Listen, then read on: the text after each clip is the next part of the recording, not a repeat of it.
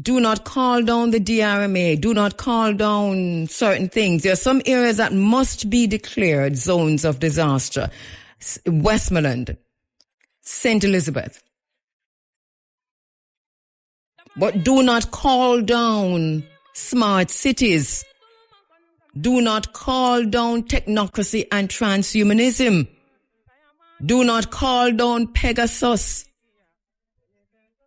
Watch the warships that are coming in. The warships are coming in with hurricane supplies.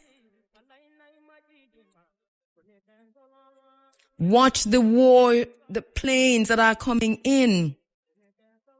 Those that are landing at Ian Fleming. How much army personnel do we have on the ground? We don't have enough in a JDF. And Barbados and so. What is happening while we grieve? While we try to find our footing through this hurricane? There's a bag of money that's going to be distributed shortly. Hurricane Melissa hit as a Category 5 storm. Jamaica has a catastrophe bond in place. Last week, when I was talking about the hurricane, I said that they are using the word catastrophe, and I do not know why. And it was strange to me. Remember, go back and listen. I kept saying,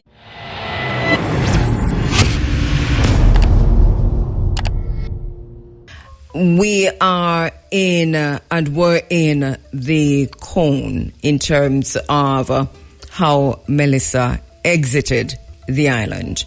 St. Anne, Northeast St. Mary. And many in these areas are this morning struggling to cope with the aftermath of Hurricane Melissa. Still without electricity, still without water, still without internet. And so many are still unable to contact their families on the island in different places across the world. That said, there are areas on this island, complete communities, parishes, where Hurricane Melissa entered the island. And these areas have been ravaged, devastated, decimated. So my heart this morning goes out to the people of Jamaica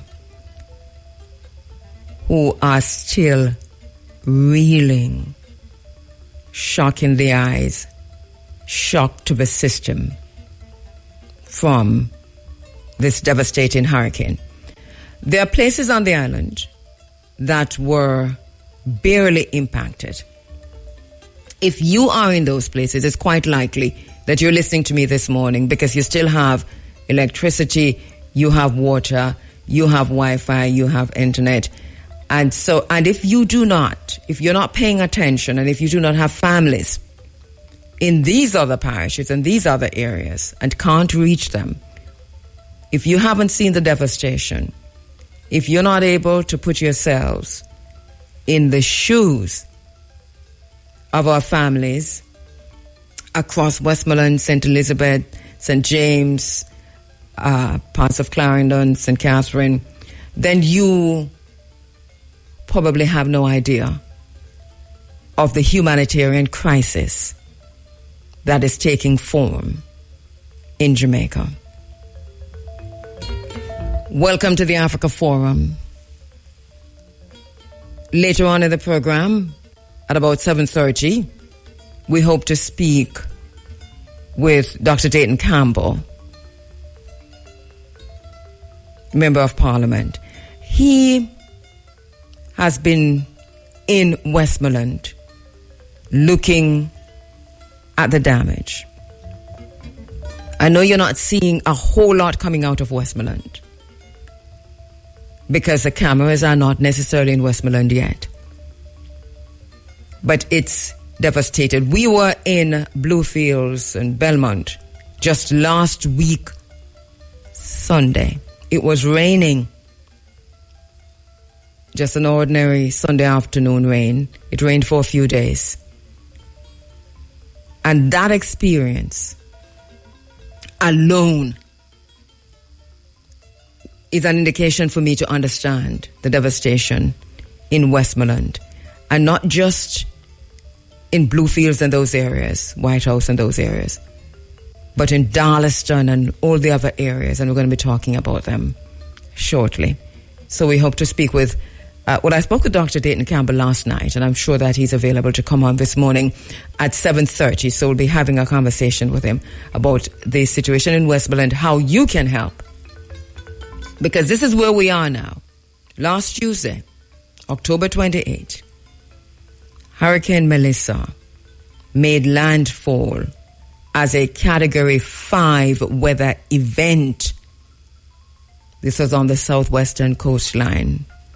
And this too followed days of heavy rains, of winds, and of flooding. So that was already going on before this Category 5 monster hit. Its genesis, path and pattern is phenomenal. It stood still for days, gathering and building momentum. I don't have to remind you of what happened. And it slowly paralleled the southern coastline before taking an ungainly northeastern turn across the island. I was here last Sunday and I told you the forecast. They were using a word. I said it in this space. I said, I have been covering weather events for 35, 40 and beyond years before IRFM, when I worked with JBC Radio Northeast. I have been covering weather events. Newscasters, newsrooms, weather forecasters, weather reports are always very careful not to use biblical terms to describe a weather event. And I said in this space last week, they are using a word that I've never heard them use before with this frequency and in this manner. And the word was catastrophic.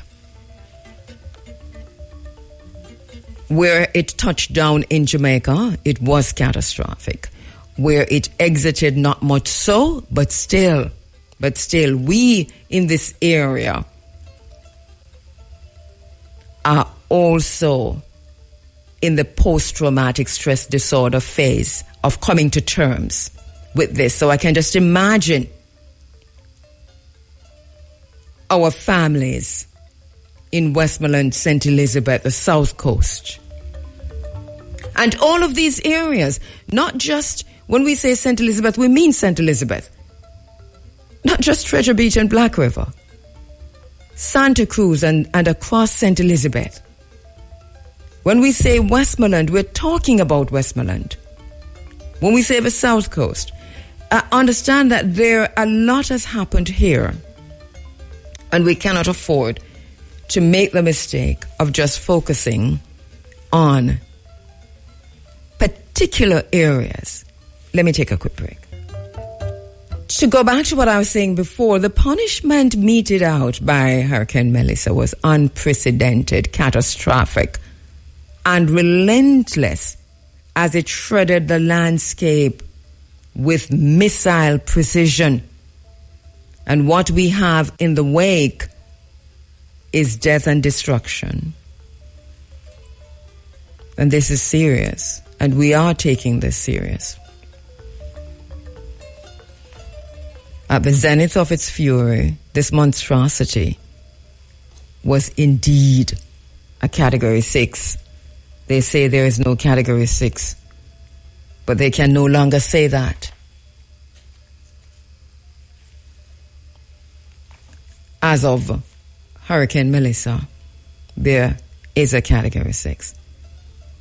So what we have in Jamaica, ravaged landscapes, widespread loss of power, loss of communication, loss of homes, loss of roofs, loss of entire communities, leveling of entire spaces, and sadly, loss of lives. And it's still growing. 28 and it's still growing. I'm seeing some reports from credible people online, saying that in Westmoreland in particular, there are some inner city communities in Darlaston and those areas where bodies have not yet been identified or picked up. And if that is so, and we don't want to add to any rumors, because we do not need rumors on top of what is happening. People are in lines. People need food, water, shelter. This is basically what's happening in a large swathe of Jamaica this morning. Flooding, loss of roofs. We have numerous homes, schools and hospitals and police stations that have been severely damaged. Severely damaged. The mental health crisis on the island was as it was, but I can't even begin to think about now. And I use myself as an example because I'm in an area where, in the cone where the hurricane exited Jamaica, and we saw leaking in our house that we didn't know those places could leak, or trying to figure out where that water came from. We're still without electricity. We experienced winds that were frightening and scary. Frightening and scary. I can tell you that. We're talking about personal experience now. We heard sounds that came with the wind, or on the wind, or before the wind, or during the wind. That was phenomenal. I experienced Gilbert. We lost our roof in Gilbert. And I hear people saying, not as bad as Gilbert. I experienced both.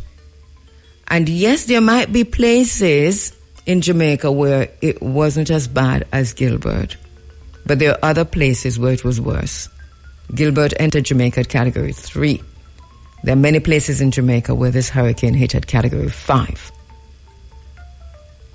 Ravaged the island. Animals were scared. Pets were scared. So this is basically where we find ourselves now.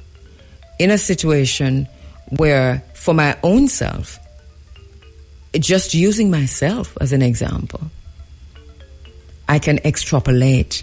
And even without having gone through that, empathy and being able to put ourselves in each other's shoes. Now, my friend Ann Kobia from the United Kingdom wrote to me yesterday, and she said she's just crying. And I understand that. She put into words what we are all feeling. And so many from outside of Jamaica who are looking in. And it is true. So the thing about it is that I can't this morning come to the space and tell you, it's overblown, it's exaggerated, the reporting is exaggerated, the weathermen, them go out of their way to use words. And people who are saying that are people who are outside of the path, the grid. Because the grid is also important for the payout. We have a whole lot to talk about, but not today, colonizer. We'll talk about it some other time. Because we have the harpification of it all. And the harpicization of it all. We have some questions to ask and some answers to give. But not today. Later on the backside of this, when we are once again whole. Because this healing process hasn't even begun.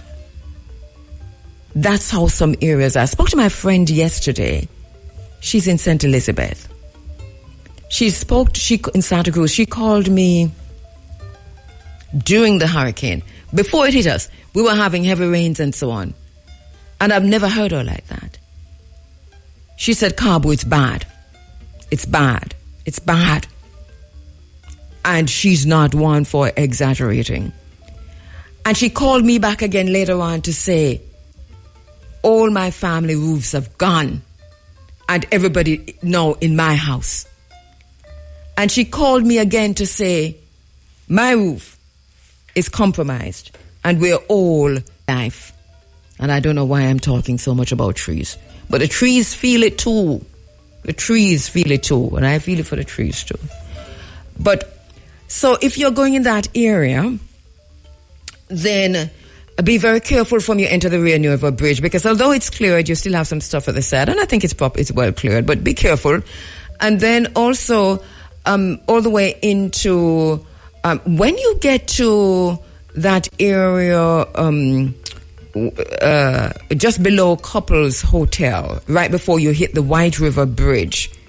Now be extremely cautious. As a matter of fact, slow down from you reach Prospect Police Station.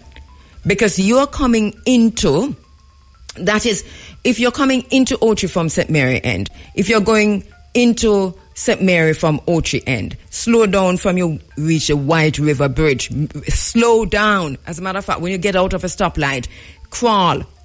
And then if you're coming into Ochi, then slow down from you reach Prospect Police Station, right up there. So, because right below Couples, Sans Souci, we have light poles from them time until today. I just saw them this morning. Almost across the road, but not quite. In other words, they're falling down with the wires still hanging on to them. They're falling down. And one in particular is so low that I don't think no truck, trailer, or any of those big vehicles should be coming on this road. This is how serious it is. Because a big truck that's coming into Ochi is going to swing. Because you know why you're going to swing? Because you realize that you cannot, your truck is too, the body of the vehicle is too high. So you're going to tear down all of that. And so you're automatically going to swing. And you're swinging into traffic on your left.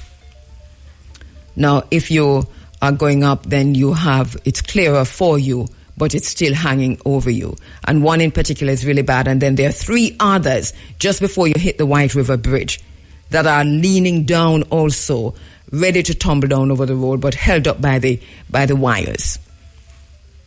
So that's dangerous, pretty dangerous for me. And of all that I've seen in terms of what's happening on the road in that area, in this area, those two, that's really something that needs immediate attention. Another thing I notice is that I don't see a lot of workmen on the road. I don't see a lot of JPS. I don't see a lot of workmen. I am not, and you know, I don't know why. I don't know why, if it's because there's some parishes that are so bad that all the resources are gone there. But we should have been prepared for this. The warning was long enough. We would have known, don't it, that a lot of people, a lot of resources, human resources would be needed. So I'm not quite sure what's happening. But at the same time, there are many workers from JPS and National Water Commission and National Work Agencies and all the agencies that are response agencies, the Ministry of Health and so on, who have lost their homes, who are in communities that have been ravaged, who are just themselves going through this very same situation we're talking about. And this is why in times like these, we really are going to look to our neighbors. We're looking to the Caribbean. I already see a whole lot of people coming in. And that's something we're going to talk about on the other side of this too. We just need to get through this before we talk about the armies that have come in and where they've come from. France and the US and the UK and so on. We've got military on the ground. Aid has come with military support, serious military support. We've got Israel in and everybody. So, but we are going to thank you for the support, but we want to talk about the countries I'm talking. I don't know what to say. This time for us is the most critical time because we need assistance and we're accepting assistance. Starlink, Elon Musk, technocracy and transhumanism, smart cities. Everybody's here. And so what we have unfolding, even while we need the help, and hear me trying to be nuanced, but seeing the disaster capitalism unfolding in front of me makes my blood boil two ways. Hold on to your land. Hold on to your land. You have been ravaged. Mark your land. I know you're not thinking about land right now. But hold on to your land. Hold on to your space. Disaster capitalism is rearing its head. Even while we are in the midst of a humanitarian crisis. And just to remind you that we understand. Let me take a break. At 7:30, we speak with Dr. Dayton Campbell. You know, I've been trying to get we talk to her every during every hurricane and every storm.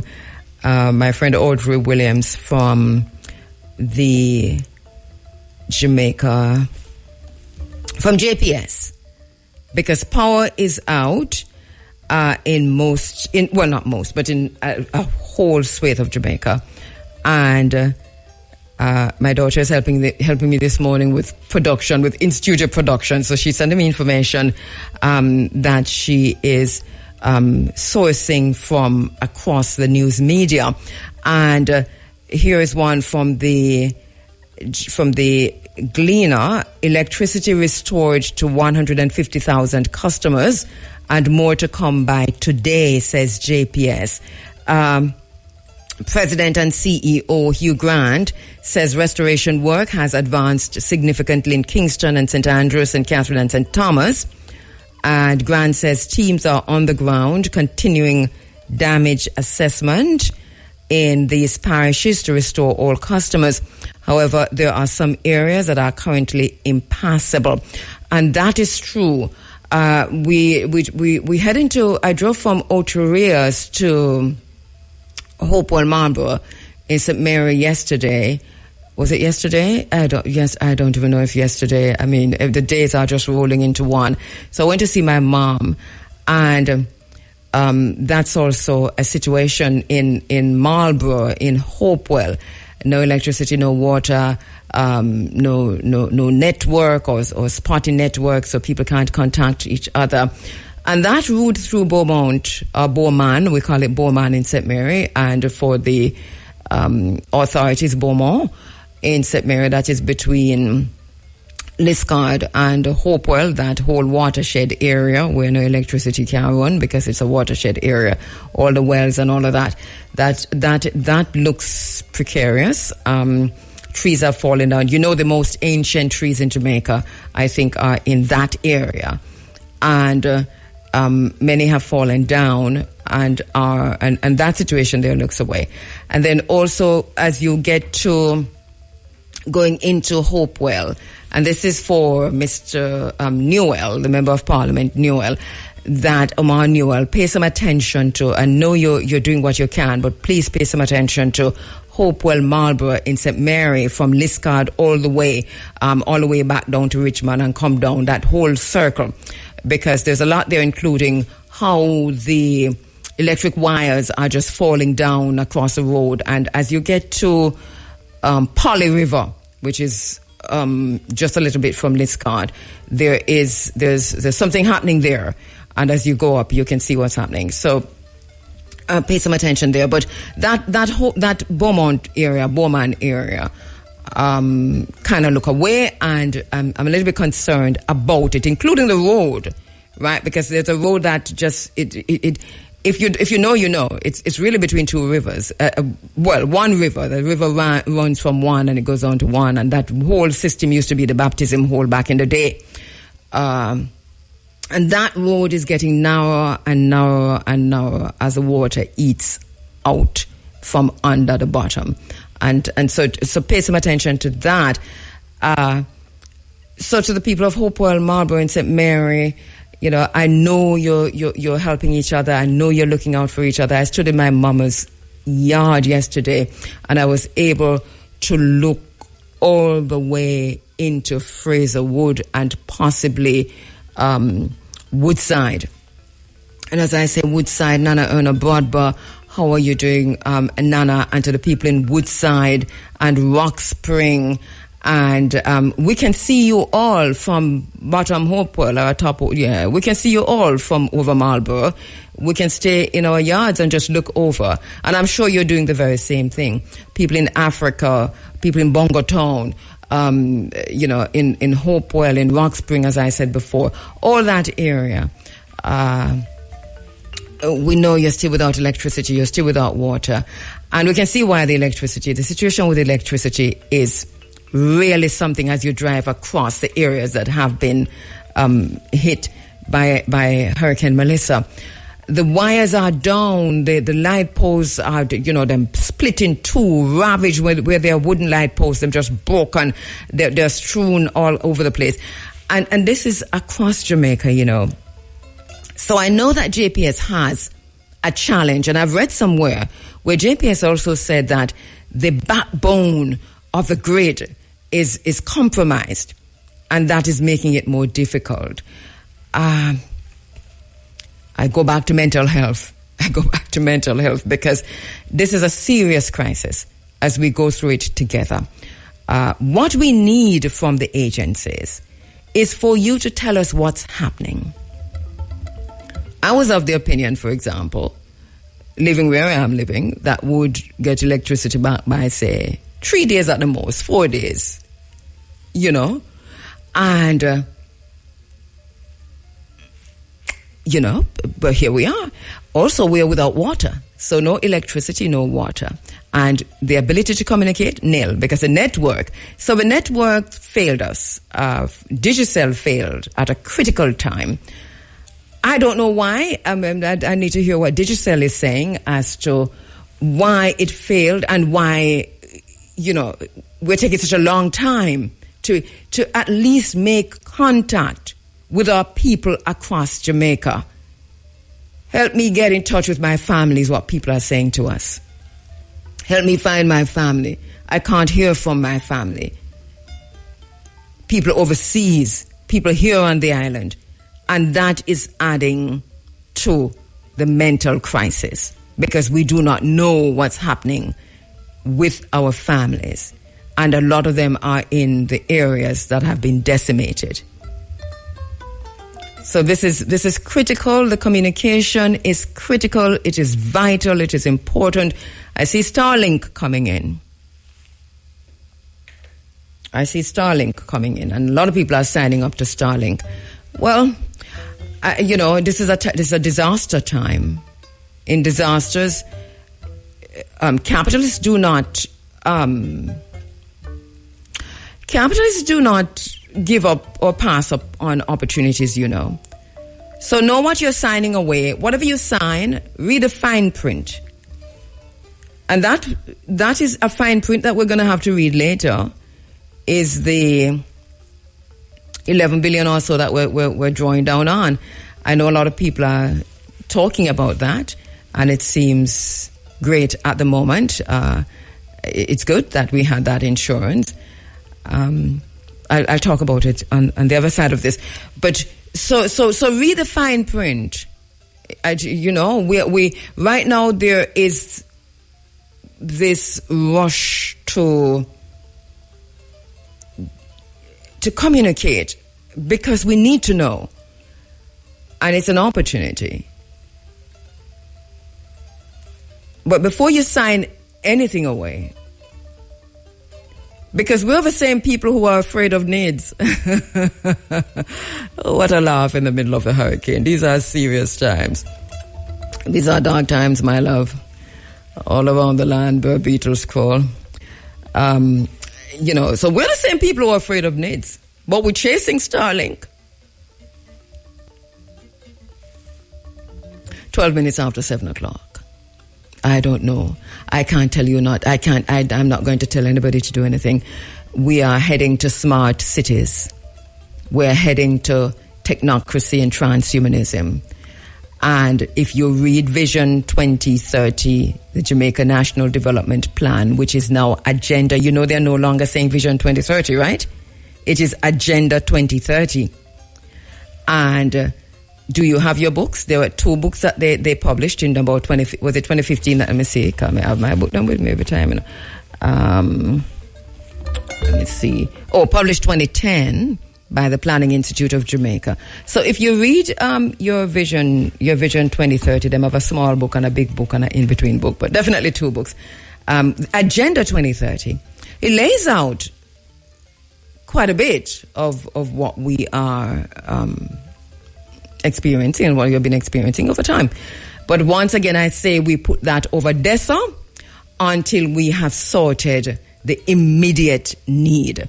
So we have a whole lot to talk about it. What I want to caution us to do, for those of us who can make the choice, because there's some Jamaicans this morning who don't have a choice right now. The choice is to breathe or to die. And people are choosing to live, and we cannot fault that. We cannot fault that if you choose to live.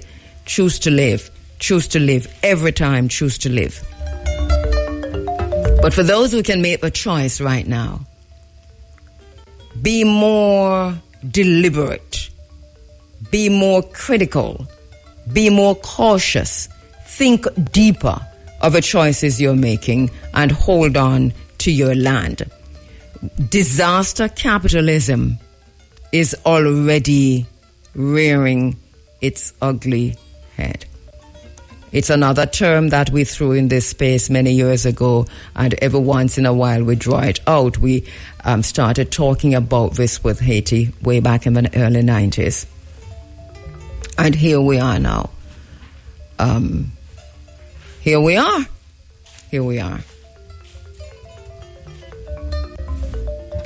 All right, so we are scheduled to speak with Dr. Dayton Campbell at 7:30, and after that, then we're going to be speaking with the head of the JTA, the president of the JTA, Mark Balava. All right, so Dayton, we're not getting you right now at 7:15, that we understand. So let us know. Let me take a break and come back, though. Let me take a break. Book a virtual. And we're just hearing from Dr. Dayton Campbell. So he says he is on board for 7:30. So we'll link with him in 10 minutes' time. Thank you, Dayton. And so JPS says that by midnight on Sunday, November 2, the projection is to have 90% of Kingston and St. Andrew restored, 90% of Portmore, 85% of the wider St. Catherine, and 95% of St. Thomas. The company also says that electricity restoration has commenced in central Jamaica, with sections of Clarendon already restored. And Hugh Grant said, we continue to make headway with customers in sections of Clarendon, now with power. In addition, we are currently working in Manchester to restore customers, with eyes focused on getting power to Mandeville Regional Hospital. There's still a lot more to do, but we won't stop until the job is done, he said.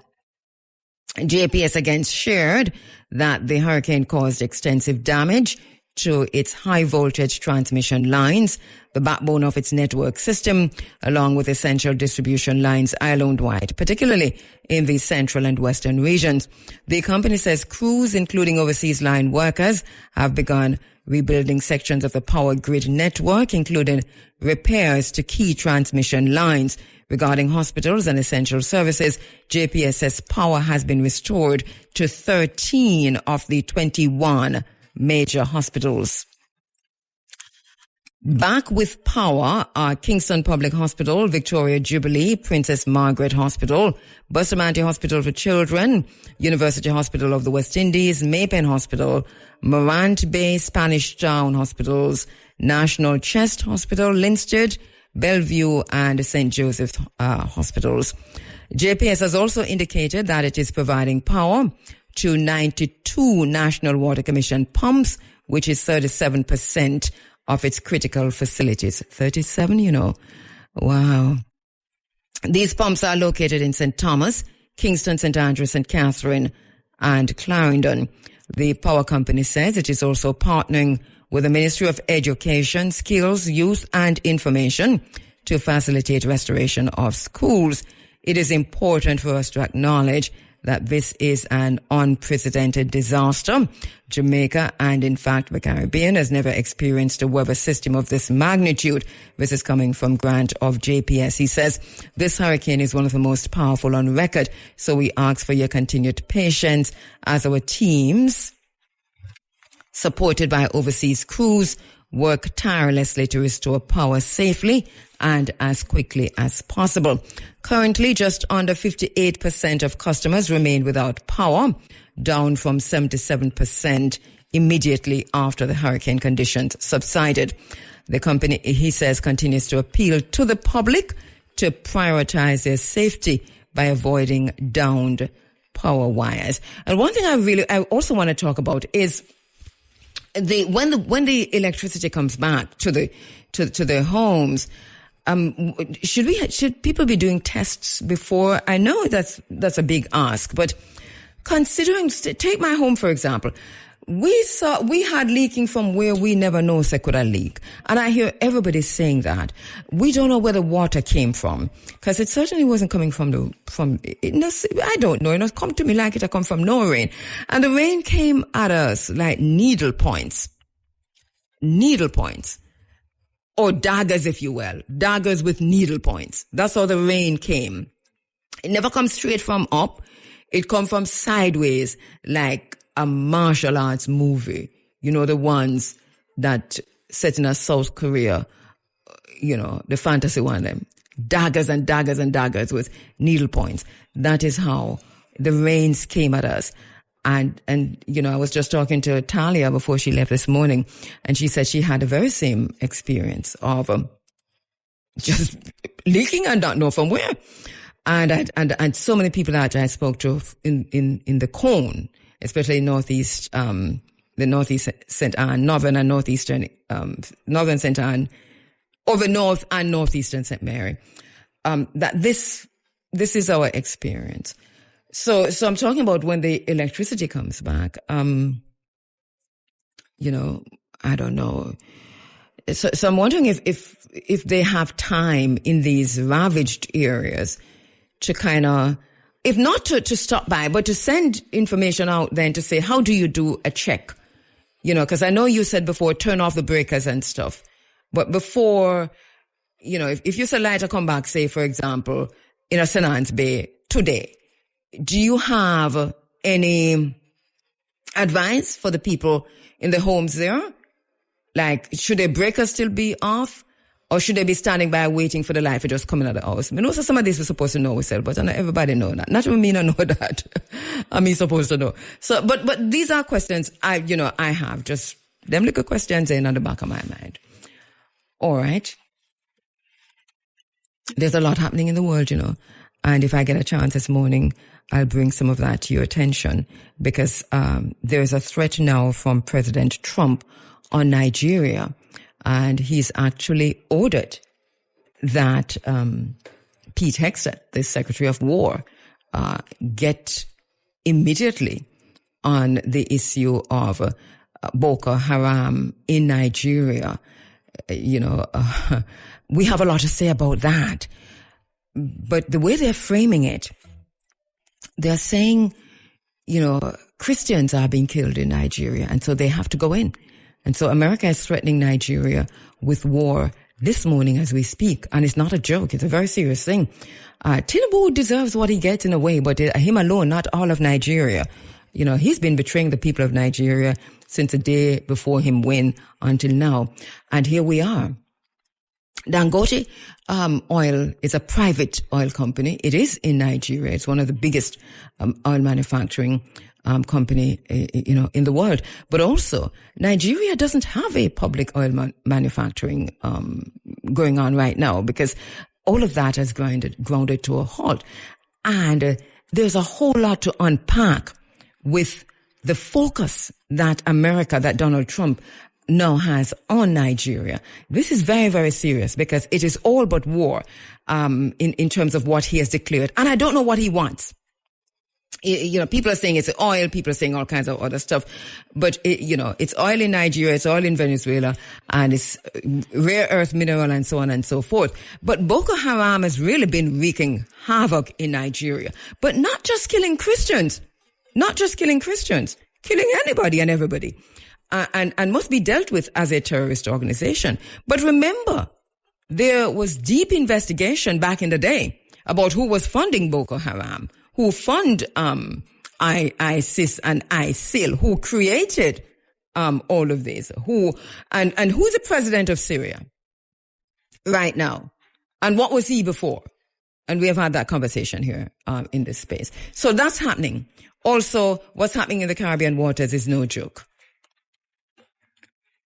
So I just heard from Dr. Dayton Campbell. Let me go to the phone lines to see if we've got Dr. Dayton Campbell online. Dr. Campbell, are you there? Hi, morning. All right, yes. Okay, brilliant. We're hearing you loud and clear. Just check if we're hearing him in the control room. I'm hearing you loud and clear. And just say good morning again. Good morning. Good morning to your listeners. All right. Dayton, I know you are in the thick of things. I know we talk to you as a member of parliament, first and foremost, but as a Jamaican overall, someone who is now in part of Jamaica that has been ravaged by Hurricane Melissa. You have been witnessing this. I hear in your voice as you have been talking about this, how much it has impacted you. Tell us where you are now and what are the conditions on the ground. All right. So I'm in White House. I actually live in White House. So the hurricane made landfall in a section of White House called New Hope. And it then made its way across the constituency. Went up to Darliston, then to Betheltown, Seaford Town, and then it went over into Cambridge. I believe this is the only constituency in Jamaica of the 63 where it went across all of the constituency as a Category 5 hurricane. When we say it's apocalyptic, it's probably an understatement. Goodness. Whatever somebody thinks of, and every time persons come down, pictures doesn't do it justice, the videos. When you see it, if it doesn't elicit tears, that person is probably not human. It is a total and complete disaster. Up to yesterday, I think the count has gone up, but up to yesterday, there were 19 deaths reported in the country. Yes. And in Eastern Westmoreland, one constituency, we had 10 of those. From my estimation, I believe at least 1,000 houses have been totally destroyed. I'm not referring to the thousands without roof, no roof at all, and the thousands with partial roof. I'm talking about the ones that are totally destroyed, just the rubble left. No structure whatsoever. At least 1,000. Buildings were shredded, right? This is basically what happened there. And Dayton, you said something here. Shredded. You said New Hope, because many of us, when we heard that the hurricane was going to make landfall in New Hope as a Category 5, we had to go check our maps to see where New Hope was. But to turn out, this is in White House. Yeah, and so that area in itself, where it touched down, that is where all the reports were saying that area would be shredded. And you're saying from there outwards. It has been. Believe you me, it has been. The shelters quite a few of the shelters lost their roof totally. The market, the fishing beach, total destruction. Majority of the constituency unrecognizable to people who even grew up in the constituency who've been here for years. Commercial buildings, the gas stations are down. I was saying to somebody last night, I never thought I would get to a point where somebody from Kingston would call me to say they're coming down. What do you want? And I said, please bring me some petrol. Because people have to be carrying petrol just so that I can move around the constituency. Because we do not have functioning gas stations at this point in time. They're working hard to try and get them up. Yes. So that persons can move around. Yes. But it is a total disaster. I've seen families under zinc. I've seen families under tarpaulin. I've seen families washing their clothes in the drains, in a river, in the sea. Believe me, it is a total disaster. And that's why I've been crying out for some attention. Because I don't know what happened. Well, I think it's because of the loss of communication over the first day. But persons all have been flocking to a section of St. Elizabeth. And I'm not, just to be clear, I'm not suggesting that they shouldn't assist those persons or that damage wasn't done there. The point I'm making is that just consider for a second that there are other areas that are worse than how that section looks. Including Ground Zero, which is New Hope. Ground Zero. Which is where it entered there. So and if you what Black River looks like, Black River is severe damage. Yes. Black River looks like, just imagine something being worse than that across all of our next constituency. Meaning from White House all the way up to Seaford Town. There are areas that we're still not able to get to. Yes. We had to... Because these areas are cut off? They are cut off, they're marooned. Tell me about the areas. Let's talk about the areas. When you talk about the constituency, what are the communities? What communities are we talking about? All right, so I'll break it down from constituency to division and then to communities. So yes. The constituency is called Eastern Westmoreland. And for those not familiar with it, it's a constituency of former Prime Minister P.J. Patterson. So the divisions, political divisions that are in there would be Bethel Town, which is represented by the current mayor of Sav, Darliston, and then you have Leamington and you have the White House division. The White House is the biggest one, right? White House is the entry point when you come from border, the most eastern point that you enter into Westmoreland. That's White House. Now, inside of White House, you have areas like Cave, you have Bluefields, Belmont, you have Farm, you have Culloden, you have Gordon, Petersville, Beeston Spring. So those areas, Mount Airy, all there. Those areas are the main communities that you have. And of course, White House proper itself. Yes. Southsea Park, which is where I reside. Then you have Darliston, we have Lennox, Big Woods, Darliston proper, obviously. You have New Works, and you have Caledonia and those places, Beaufort. And then you have Bethel Town, extending around to Seaford Town. We have Lambs River, we have Amity, and you have Castle Mountain. Those are some of the main communities that are there. York Mountain. Yes. Then you have Leamington, we have New Roads, community called Cottage, Berkshire, Dundee, Kilmarnock. And so these communities, one of my councillors up in Cottage told me that in his community yesterday, he was just doing an assessment and making a record of it. And there, in one community, there are 23 houses that were totally destroyed in just the lower section of the community. It hasn't completed the entire community. Wow. And over 50 would have been roofless, and then hundreds more that suffered damage. I'm telling you, it is. I'm surprised to see how resilient some of these persons are, because it is bad. It is extremely. We get that information. We get that point, because the little that we saw coming out, and then when I heard you, because obviously I've known you for a very long time, and so and when I heard you, I understood that your spirit was hurt. Just the empathy that you were feeling. I was a little bit worried for your own health and your own mental health. But let me ask you this: in terms of the road network. Where are you able to get to, and how difficult or challenging is it to get to other areas? So it's very challenging. The community has rallied, and persons use their chainsaws, their machete, and things to create. So most of the constituency, you can move to most of it now via single lane traffic. Mm-hmm. So if you're coming from Kingston, you could get into White House by coming on the south coast.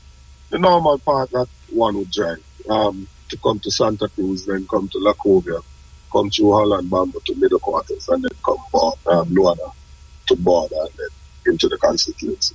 Mm-hmm. You can make your way to Sam. So when you get to Ferris, you would make a right and head up, and you could go to Wheaton and get it up into Darlington. Mm-hmm. Or if you continue, you could go to Chester Castle and you could go into Bettentown. So you are able to get to some of those areas. You have areas that are marooned though. Like up in Beeston Spring, there's a community up there called Touch Valley. Mm-hmm. You're not able to get to that community. And I've been speaking to members, including the JDF, and they have committed. Minister Charles Jr. has committed that they'll be coming into the constituency today. I've sent in the list of communities, so hopefully, and I'll follow up with him, that they can get into that area. Because even those that were responsible and made adequate preparation, the storm took all of it, the hurricane took all of it. Yes. So those persons would be without food and water. Because black tanks and those things didn't survive. Food, water, and shelter. And shelter, right. When we're growing up and they say these are the basic things, the staff of life, those are the things that people need. They desperately need those things. So we have a humanitarian... Yes, go ahead. There's another area called Amity, which is around the other side, bordering on St. James. And that area, there are sections of that community that's also marooned, that we are unable to get to. And so we want for the JDF to, drop some, use the helicopters and if you could, there are areas that they can land, but if they can't land, I see it every year at Grand Gala. It's rappel or whatever they call it from the helicopter. They can go into the community so that they can deliver things and bring some medical attention as well. This is a high-stress environment, and so people that are hypertensive without medication in a high-stress environment, it's not going to be long before we're having a different crisis. Yes. We don't are already going through the post-traumatic stress disorder because we have dealt with so much already, and we're not as bad as that. But, just having experienced the wind and the sound and the mighty sound of the winds that rip through our homes, we're just coming to terms with it and having all kinds of post-traumatic responses. So I can just imagine people who were at ground zero and then just spreading out in that very same community. You want to hear some of the stories from some of these persons. I saw the place was ravaged, and then they had a 20-30 minutes that it was bright like a summer day when they were in the eye of the storm. And then after that 30 minutes, they heard the rushing wind coming again. Yes. And then there was just a second round of devastation. There's one lady that has zinc cut her and she exsanguinated. She bled out. There's another lady that the shelter collapsed on and she ended up dying out of the rubble. It's trust me when I tell you I've been crying out because even now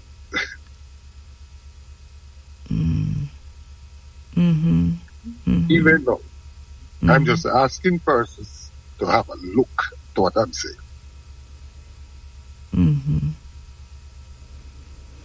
You understand that Dr. Dayton Campbell is crying though, and we can totally empathize with this. there's a humanitarian crisis unfolding in many parts of Jamaica right now, St. Elizabeth, and Westmoreland. There are many people who not even a member of parliament has been able to reach many communities. This is a seriousness of it. We're talking about people's lives. Is there, Dana, you're talking to me on Starlink. What is the communication like? What's the situation with communication? So there's no communication using our normal telecoms. A few persons in the communities have Starlink, and some of them have been very generous in just opening access. So you see points that people gather. At any point during the course of the day, you see 50 or more persons at somebody's house, just trying to communicate to their relatives. We have a few areas in each division. The councillor does it in the Darlington area as well. Just to give access.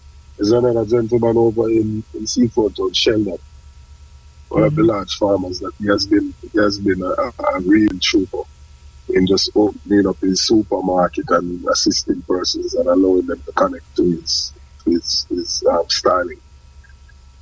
Without that, we wouldn't have been able to communicate with a lot of these areas. And so we've had to rely on speaking to somebody there, have them move to our next area, even on a bike or walking, just to send back a report so we can know what is going on in another section of the constituency. I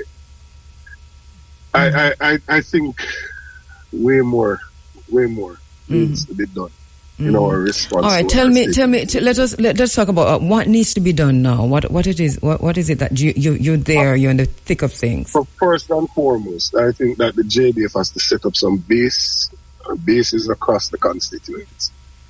Right? We're now day 5 after. We haven't had the president. Well, the PM has not visited us yet. We haven't had Minister President Charles Jr. passed through yesterday on his way to South. And I think he stopped for a short while in White House. I missed him because as in a different section and the communication is bad. And Mr. Morgan said he'll come here today. But we haven't had that attention. Yes. We haven't had that attention to respond to where it is that the hurricane made landfall and totally destroyed a constituency. Do we know why the Prime Minister hasn't visited Ground Zero? Because it would seem to me as if you would go to Ground Zero. I'm not sure, and I really don't want to ascribe anything because at this point I really just need. What are they saying to you? I just need help. What are they saying to you?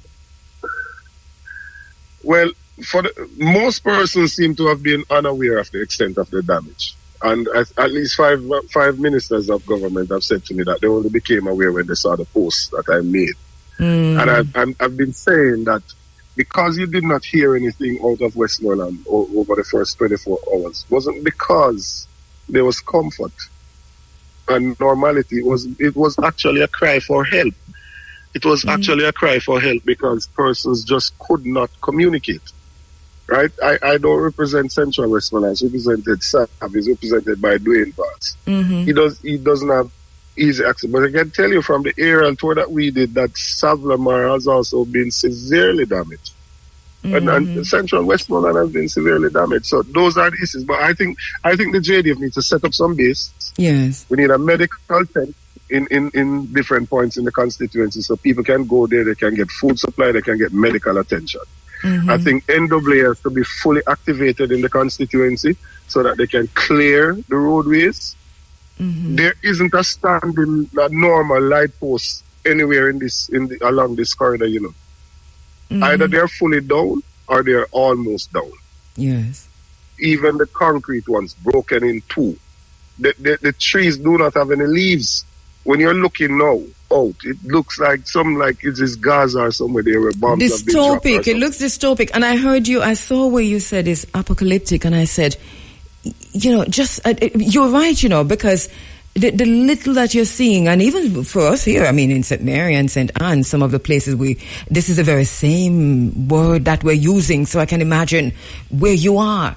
That you're talking about Gaza. Yeah, you're talking about, and it's interesting that we're making this comparison, but we have to make them so that people understand what the areas look like, what the people there are going through. What is needed now, Dayton? What would you need to see happen now, apart from the JDF, for people who are listening across the world who have been saying, how can we help? What can we do? What would you suggest? Right, so setting up those bases, so at least you have a distribution point for each one of the areas. Right, so we know that, all right, in White House, you can use, in the community center, so you can use that area. Up in Darliston, the Baba Roots factory, we have spoken to the son, and he's willing to give us access to their storage. They can use that as a distribution point. Mm-hmm. So I want the JDF to be able to have some access points across the country for distribution and for medical care. Mm-hmm. Right? That's one. Two, we need the roads to be cleared across the constituency so that you can get access, so we can get persons out of the communities who need to get medical care and other things. Right? As I've said, there are persons that are unable to get to a supermarket, unable to get anywhere. We need repairs to the gas stations, at least some facility so that people can have access to fuel. I've had conversations with Minister Vaz as to how we can get either a solar generator and some Starlink set up at critical points. We don't want to use the police stations or whatever other things, so that people can have just access. People can communicate to their relatives and to the emergency services. Mm-hmm. We need a plan as to how we're going to provide temporary shelter for the persons who have been affected. Because, as I said, over 1,000 houses totally destroyed, not damaged, destroyed, where you only see the foundation. There's nothing else that is there. And that's because you might have had a higher percentage of board houses that were there to begin with, right? Mm-hmm. And so it would have taken off all of those, the ones that are concrete, that have zinc roof. Either the roof is totally gone, or it is partially gone. Either way, most of those places will need urgent attention to re-roof, even to get some tarpaulin to put on it. The government did make an allocation of $1.5 million, which I've used to access food supplies and some tarpaulins. But understand the context in which I'm speaking, that is a drop in the bucket as to what the needs are. Mm-hmm. So food and shelter, medical care, water is... persons are bathing with way less than what is required just for an adult to clean themselves. We need some hygienic kits, right? Blankets, mattress, zinc ply, nails, flashlights, anything that you can think of that is critical. And there are some persons that have been reaching out. I have some persons that are heading to the constituency today to offer, to deliver some supplies. I'm grateful for those individuals who have responded to the call, and they're mobilizing resources to get to the constituency. Can people get into the... Sorry, go ahead. Just a second. When I said yesterday that this area needs to be declared a disaster zone, and persons saying that the entire country was, I think they're missing the point I'm making. Totally. You have constituencies that have had minor damage. Certainly you would not deal with that area the same way as Ground Zero, where landfall was made and where a Category 5 hurricane went across all of that constituency. That could never be dealt with the same way. We do not have currently any presence of JDF within this constituency. That is shocking. Up to yesterday, we don't have NWA mobilizing contractors in the constituency to be clear in the constituency. ADPEM, I've been trying to get in touch with ADPEM. I've not been able to get anything at all out of ADPEM. This is strange to me, and I can't come to grips with what you're saying. You're saying it, and I'm hearing it, but I somehow it cannot register on any part of my brain. if you can find the time to just come, you'll see for yourself that what I'm saying is the truth and nothing but the truth. I made the point because every time I speak, I'm a politician, so I understand. I speak, people think it's political that I'm trying to be, and I'm saying I'm not stupid. There is nothing to gain from me politicizing the issue. If I thought I was being victimized, and I came out and said I'm probably gonna be victimized even more. So that's not what I'm saying. I am saying to people, just come and have a look. And if after you've had a look, you don't see the need to cry out for help, then something would be seriously wrong with that. I will certainly come down there. I was saying that people need help. They need help. I was there last week, we broadcast live from Peter Tosh Memorial Gardens last week. And so for me, this is all fresh in my mind in terms of what the area looked like. We had a quick drive through. You should go there and compare it before and right. after. So we'll definitely come in. For persons who can't come in is it easy to come in? Because I know there were blockages and so on. So can you? I wouldn't say easy, but it is possible. It's possible. It's accessible. Yeah, it's single lane traffic for most of the journey. And, it depends on if you have some of the bigger units coming through, you might have a delay. Yes. But it is possible. Because one would wonder what's the situation in Anchovy, for example, for those who are cutting through the mountains. No, you can go Long Hill, go to Anchovy and go to Chester Castle and get to Bethel or continue further down. As I said, to Whitthorne and then up to Darliston. So you can get. All right. We have such a massive listenership in Darliston. All those areas you're talking about are areas that we have toured, in search of series. I recognize all of these names, our listenership wide across Westmoreland. As a matter of fact, IRFM's listenership in terms of Westmoreland, I think this might be one of the highest. Westmoreland and St. Elizabeth, by the way. So you're talking about our family who are suffering at this point in the way that they are. I know my colleague, DJ Amber, has just announced that she is setting up a charity where people can come in, or she's using her charity to get tents into Westmoreland. Tents a good idea? Right now, it would be for some of the persons that I've seen that are just on a tarpaulin. Or just on a piece of zinc that they have just set up. Remember, some of these communities were already marginalized. They were already high on the poverty index. These are persons that would not have been able to store food for a prolonged period of time. So food critical, medical supplies critical. It's food, shelter, and water. Food, water, shelter. What else we're missing? Medicine. Right. So yeah. I'm saying, let's just start from the ground, from scratch. Yes. You have a group of persons who have nowhere to lay their heads. So you need to provide some form of temporary shelter for them. So some of them staying with friends, staying with neighbors, staying with other things because the things have been destroyed. Some are still in shelters, right? So you have that issue going on. They need food. So if somebody's staying with their neighbor, fine, but they need food, right? So we need to address that issue. They need water. I've spoken to Minister Samuda, and he's trying to get some of the pump stations up and going and get generators so we can have access to that, and then we can send some trucks in so we can get water to some of the communities. And I'm hopeful that by tomorrow we'll be able to have access to that. We need to be able to get medical care to persons. You have persons who are diabetic, who may have a diabetic ulcer that you need to attend to. If those things are not attended to, you might lead to amputation or lead to sepsis. If not amputated. You have persons that are hypertensive, and I'm saying, just imagine that somebody has high blood pressure, they need a medication to control that pressure. They don't have the medication, so the pressure is up. And then put them in a high stress situation where they don't have any accommodation, they are hungry, they are hurting, they may have lost family members injured. This is a recipe for disaster. It's like you're building a time bomb. It needs urgent attention. People on insulin and all of that. Yes, I can totally see that. You say ODPEM, no ODPEM there, ODPEM, this is a direct shout out to you.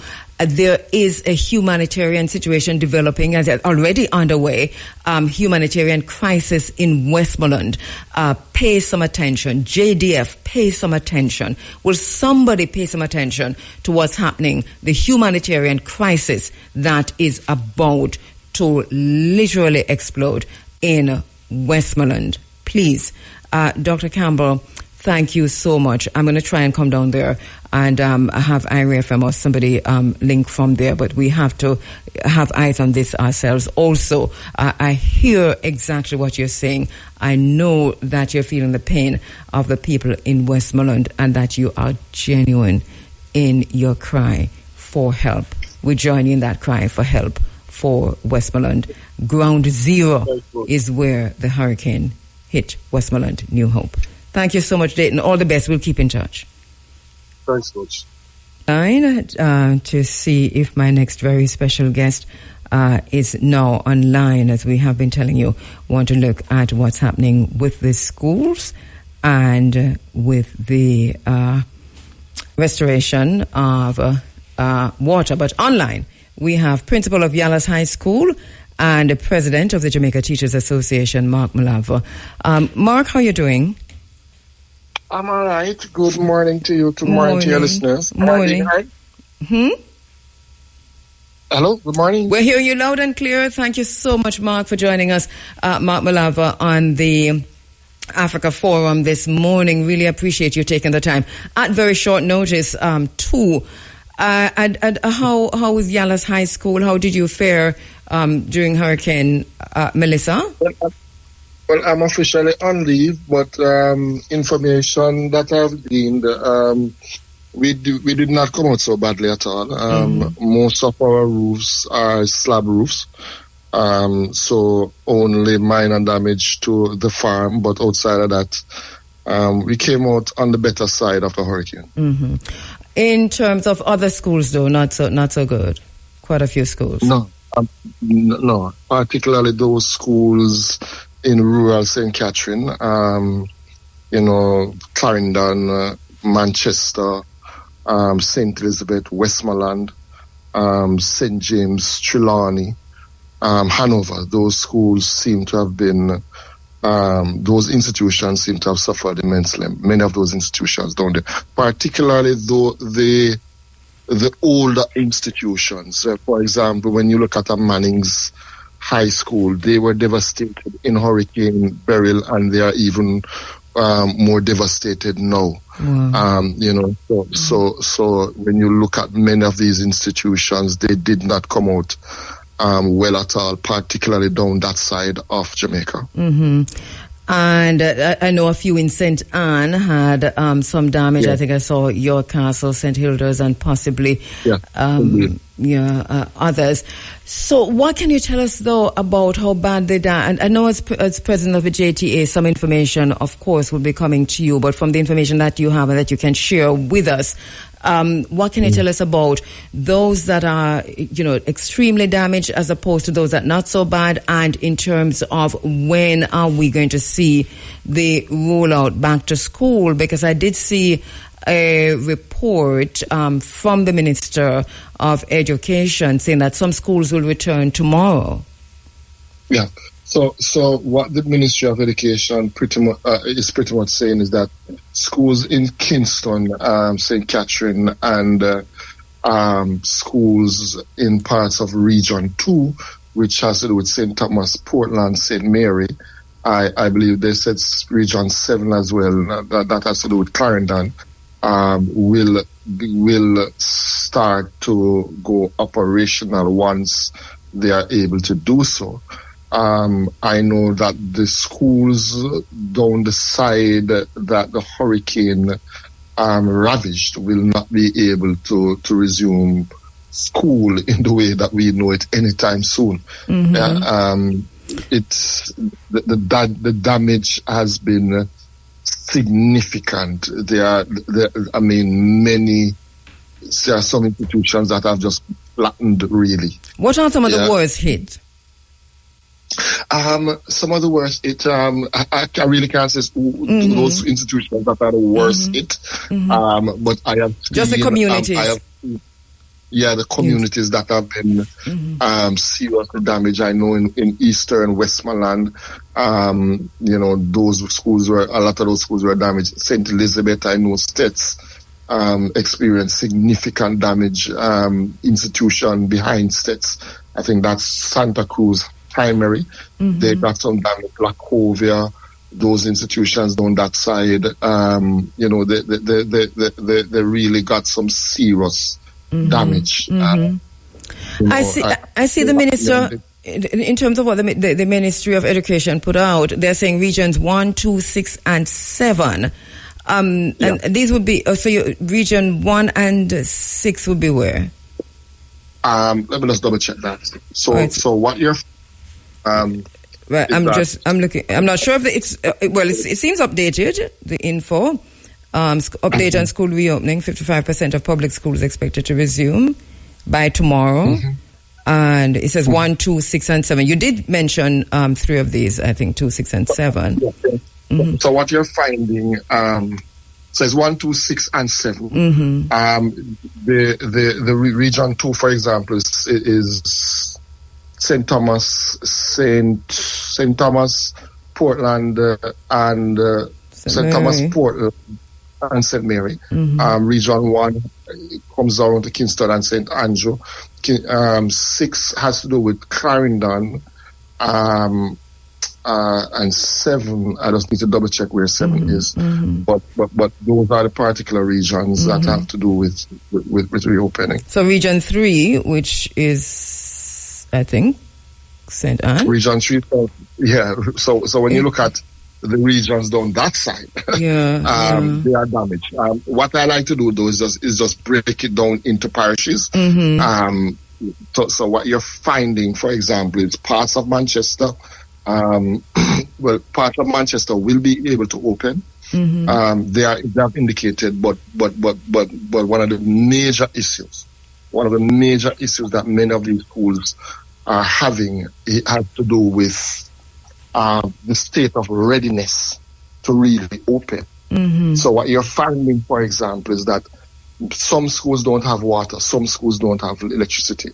Now, while electricity is not the most important thing, water is going to be the most important thing, and that may create some challenges. What you're also finding as well is that the psychosocial aspect, the psychosocial needs of the principals, of the teachers.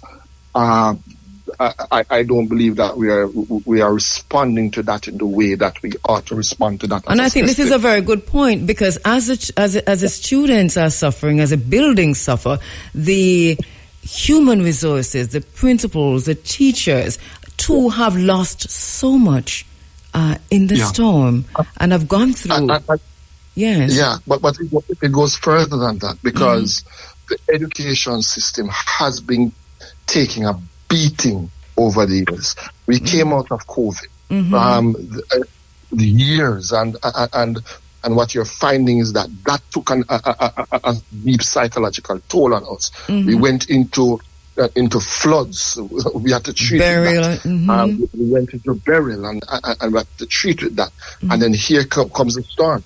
On top of that, what you're finding is that many of these institutions would have faced some sort of trauma. So whether it is the death of a teacher, whether it is the death of a student, and these things have taken a toll on our teachers. It has taken a toll on our principals. And I don't want to take tails out of schools, but in the interaction with my colleagues, the principals, many of them are devastated by what has happened, and what many of them have seen is that the work that they have put in these respective institutions has just gone up. It has just been literally blown away, and they are in despair. And then have you ever heard the saying, it's a lonely place at the top? It is true. Yeah? And then many of these principals are now going to have to turn around, hit the restart button, and lead their institutions along with their teachers. Many teachers are also suffering, and they're suffering because while they may be okay, their family members down that side of the island. Yes. And they are unable to get into contact with many of them. Many of them have lost their roof. Many of them don't have water. Many of them don't have electricity. And we are hitting the restart button to say, let's get back into school. I would have preferred that we take the time out to treat with the psychosocial needs of our teachers and our principals. So, and that is in response to schools going, so many of these, region 1, 2, 6, and 7, going back tomorrow. You're saying that more time was needed because this is not an isolated situation. Even if the teachers are residing in these areas, they themselves are connected to other areas and might have even lost houses and entire communities where they are residing in. So in other words, to give this time, so what was the conversation with JTA in terms of the return to school? We have not really had formal conversations. I would have reached out to the leadership of the ministry. I would have spoken to them. I would have expressed some of my concerns to them. I know that there's a meeting that is being planned early this week. At that meeting, I will also raise my concerns. We have to, you see, one of the things, Kabu, when you talk about crisis leadership, that is what is required. Yes. And crisis leadership has to do with what you do before, what you do during, and what you do immediately after, and how do you rebuild from that. We are in the immediately after phase. Of a crisis, and it requires a particular set of skill sets to help to navigate the system, to help to navigate the schools through this crisis. And I would like to see that come to the fore. And in a crisis, you are dealing with humans. That's what you're dealing with. And so what would that look like in terms of how the rollout would happen, the back to school? So for me, from a crisis standpoint, you have to reassure your constituents. You have to provide them with a sense of hope. You have to let them know that you care about them and what is happening to them. You have to provide immediate relief to them in the immediacy. You have to see what their needs are in the immediacy, and then you start the process of transitioning into normalcy. We are not at that point as yet, and I know the ministry wants to resume for different reasons. They want to say, hey, we're getting back to normal. There are days that they have to make up based on the code of regulations, but all of these things can be treated with on the back end. What you want is to be able to say to your teachers, we care about you. What you should be saying to the teachers is that we care about you. We are going to address your psychosocial needs. Take the time out to treat with your family, if you have families down there, because if you're not hearing from your family members, it is traumatic. Yes. Yeah? It's traumatic. I reached out to a principal colleague of mine down in Westmoreland. I didn't get him. When he called me, and let me say so, that principal colleague is not easily ruffled. Yes. And all he said to me was, Malava, everything mash up. That's all he said, and that was all that he was saying. Everything mash up, Malava. And you can hear the hurt in his voice. And that gentleman is not somebody that is easily ruffled. Yeah, I get it, and you're making a really, really critical point, which is to say that, you might be residing in one area, but you are from another. Your entire family might be in St. Elizabeth, but you are living in Kingston. Your entire family from Westmoreland, but you living in St. Catherine. And so that, the areas where the hurricane didn't hit that hard, you are expected to go now to principal, to lead, and also to teach, but you can't even get to your family. We just spoke with Dr. Dayton Campbell. Communication is almost nil in Westmoreland, for example. And so I get the point you're making in terms of how this needs to be done. So at the meeting tomorrow, you said there's a meeting tomorrow? Not tomorrow. I think it is on Tuesday. On Tuesday. So the JTA is expected to raise these issues? I will be raising those issues in that meeting as soon as I get the word that the meeting is confirmed. I have already raised some of those concerns with the leadership of the ministry. But we are very concerned from where we are, because the reality is our members are hurting, they are concerned, they are traumatized. They have never seen something like this, and imagine, whilst I recognize that it could have been worse, because if this hurricane had taken the path of a Gilbert, then what would have happened. You understand? It literally cut the island in two, and one side of the island has been saved, but Kingston and St. Andrew is not Jamaica.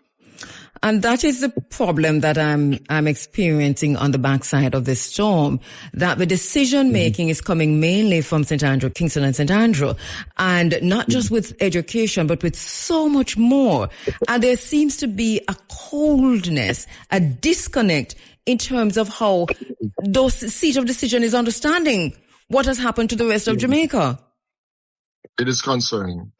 Tomorrow we will be, one of the things that we have reached out to a couple of our teachers that we are in contact with, and that's down in St. James, that's region 4. So we reached out they reached out, we got in, they are devastated down there.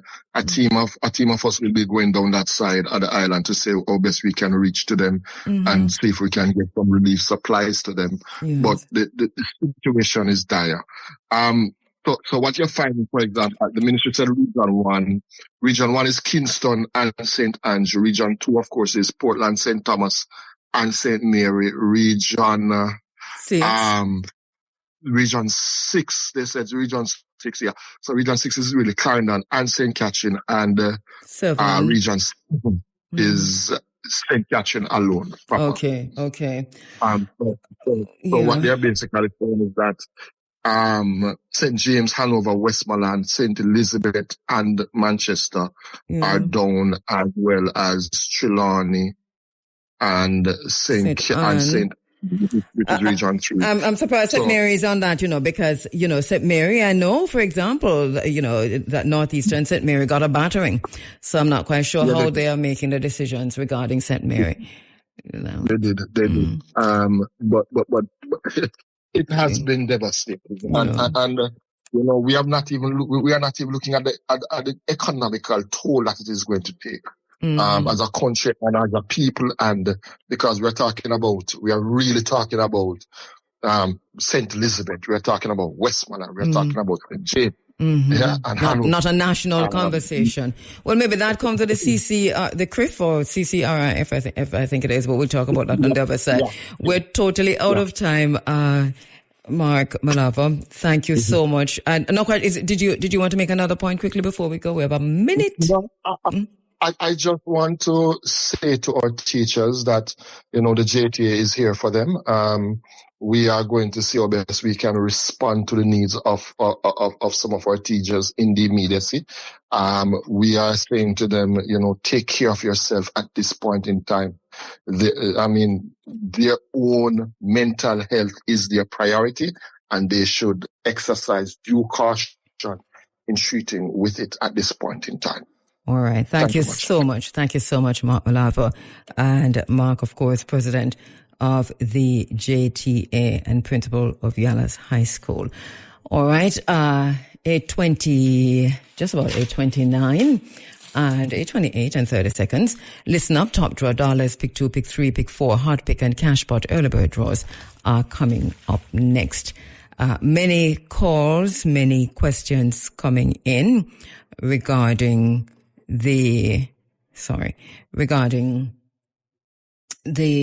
how people can help. And I know that there is a website and a link that the government of Jamaica has given. I'll reiterate that in a little while. And I'll tell you about 2 others. Obviously, we spoke earlier about what my colleague DJ Amber is doing. Get Amber on the line for me, please, on the backside of Cashpot. Let me have a quick chat with her about the foundation, her foundation, and the requirement for tents, especially for Westmoreland, where she herself is from. So on the other side of Cashpot, we'll have a conversation with Amber, if she is available, as we take stock of where we are, looking forward to what we have always been and what we will continue to be. A people who help each other, a people who look out for each other, community, that kind of a thing. This is needed more than ever before. If you can make it into some communities, remember what you just heard from Dr. Dayton Campbell. Food, medication, clothes, shelter. Those are the urgent things right now. It's 8:30 and we're standing by for the Supreme Ventures draw, which we expect will come up any minute now. By the way, we are trying, and we reached out, everybody we're talking to this morning, we reached out to last night, and we're reaching out to, we've reached out also last night. Hopefully the message got to him, to Minister Samuda, just to have some conversation with him regarding water, because water is life. And that electricity is important, internet is important, but water is the most important of all. And so many of us are without water right now. Mostly all of St. Mary. So much of St. Mary's without water. And you're talking about a parish that wasn't hit as hard as Westmoreland and St. Elizabeth and so on. So if you are assisting others, think of water, tin stuff, clothes, shelter. I think Amber is on the right track when she talks about tent, because so many people are homeless, as it is at the minute, because they've lost entire homes. All right.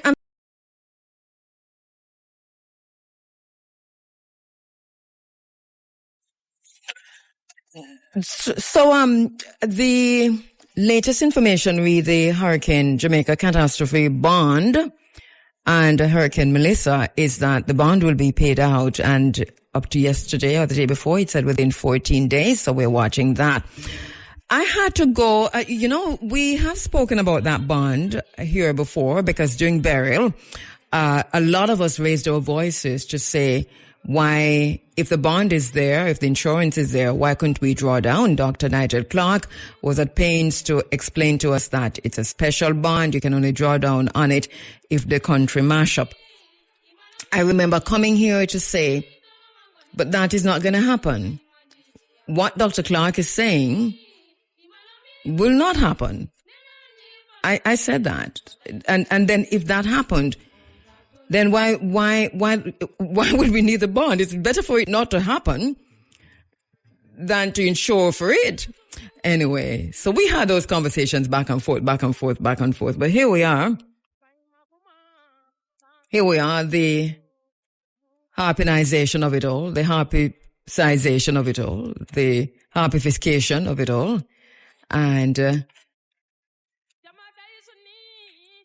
so I'll talk a little bit about the bond, and I hear there's someone online who wants to talk to me. Can you get the information from him, please? And I'll read it.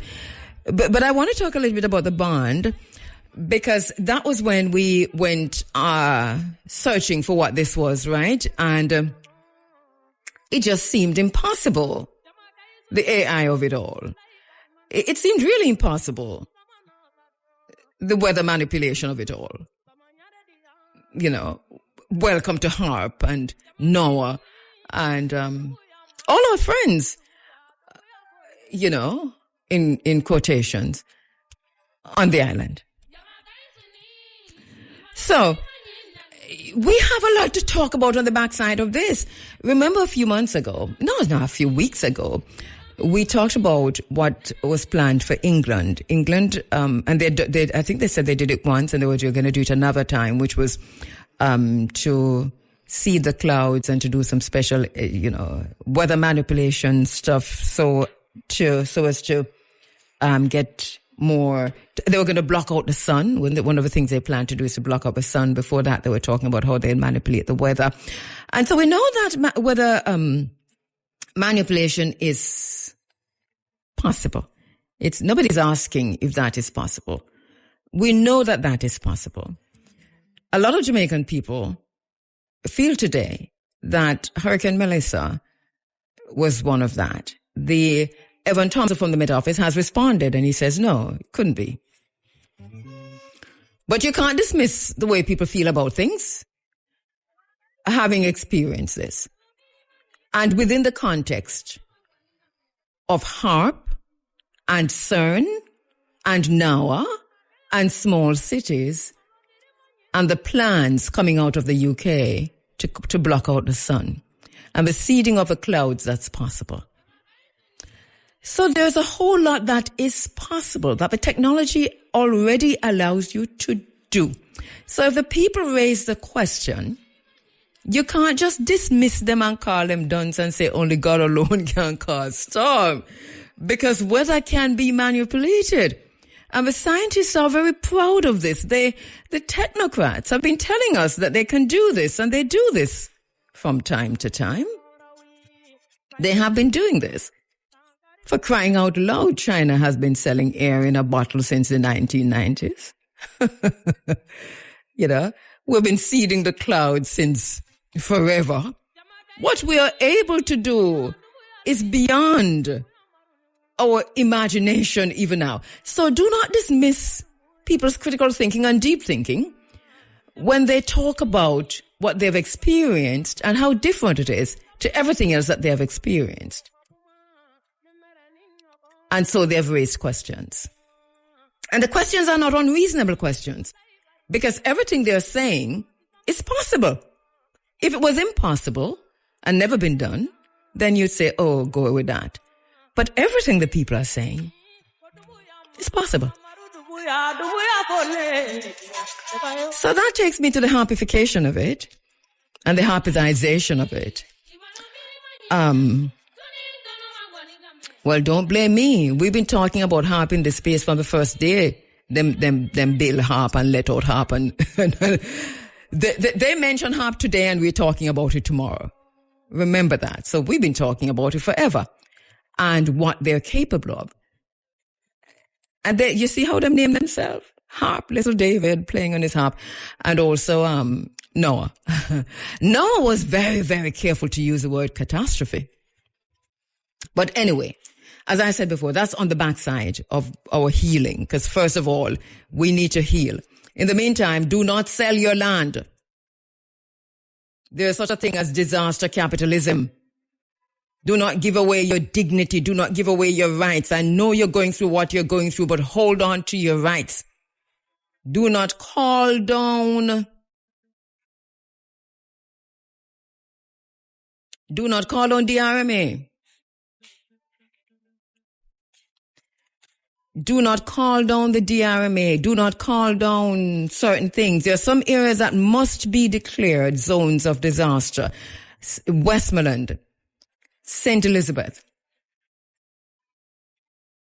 But do not call down smart cities.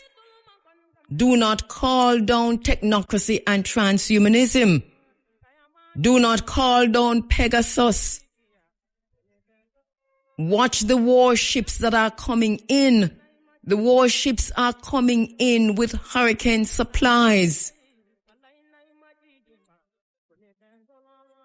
Watch the planes that are coming in. Those that are landing at Ian Fleming. How much army personnel do we have on the ground? We not have enough in a JDF. And Barbados and so. What is happening while we grieve? While we try to find our footing through this hurricane? There's a bag of money that's going to be distributed shortly. Hurricane Melissa hit as a Category 5 storm. Jamaica has a catastrophe bond in place. Last week, when I was talking about the hurricane, I said that they are using the word catastrophe, and I do not know why. And it was strange to me. Remember, go back and listen. I kept saying, this is the word they are using, catastrophe. And it was strange to me that they were using this as weather reporters and weather forecasters. But they were using it, and I said, okay, it's a word I'm using, so I'm going to use it. It turns out that Jamaica has a catastrophe bond in place, 150 million parametric catastrophe cat bond in 2024 by way of the World Bank. Because Hurricane Melissa met the storm intensity and the path of a storm criteria for the bond, investors are about to pay out. It's a lot of money. Hurricane Melissa brought extremely high winds and widespread damage. Jamaica's catastrophe bond was set up to trigger payouts if certain storm criteria are met, and the storm criteria that had to be met: the intensity of a storm, the path of a storm, and the pressure. And also, the path meaning the grid. That's a whole thing to unpack there. So, and as I said before, it was issued in 2024, arranged by the World Bank under Dr. Nigel Clarke's Ministry of Finance. So many of us looking on recognize that this would be triggered. And one of the first questions I asked my husband was, but this should trigger the bond, shouldn't it? The catastrophe bond. Because I couldn't remember the name of it. I kept saying to him, but there's a bond. There's something. There's insurance.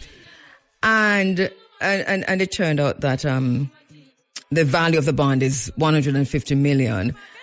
The purpose of the bond is meant to provide faster access to funds after disasters rather than relying on the traditional way where you get insurance claims and how bureaucratic that can be. So this is part of Jamaica's border disaster risk financing strategy, which also includes insurance, credit lines, and reserves. Hurricane Melissa is seen as a real test for whether Jamaica's risk finance tools will function under a severe event. And so Jamaica passed that test. There's going to be a payout, and so it looks successful. Lots of questions on the backside of all of this. 150 million at stake. It's being triggered because the conditions include the hurricane's path, its intensity, including its central pressure.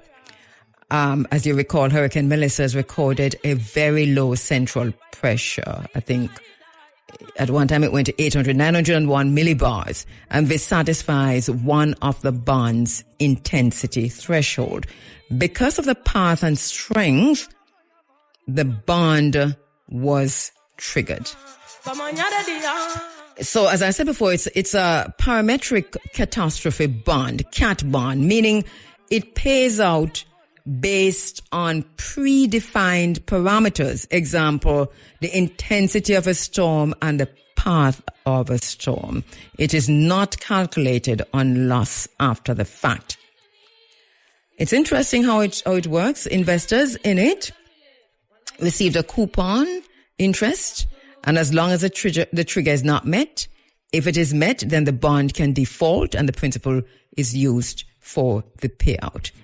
And the yield on that bond is about 7% per year for investors. So there are risks. If the bond's trigger conditions are met, investors may lose all or much of their principal. And so it's triggered. So we're seeing faster access to the funds. And we understand so it's about in 12 days' time now. But in 12 days or so, or 13.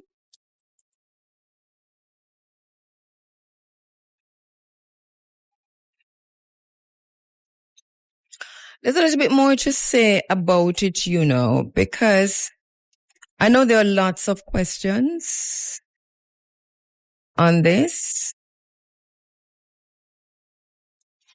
I don't want to go into too many details, just to give you a bit.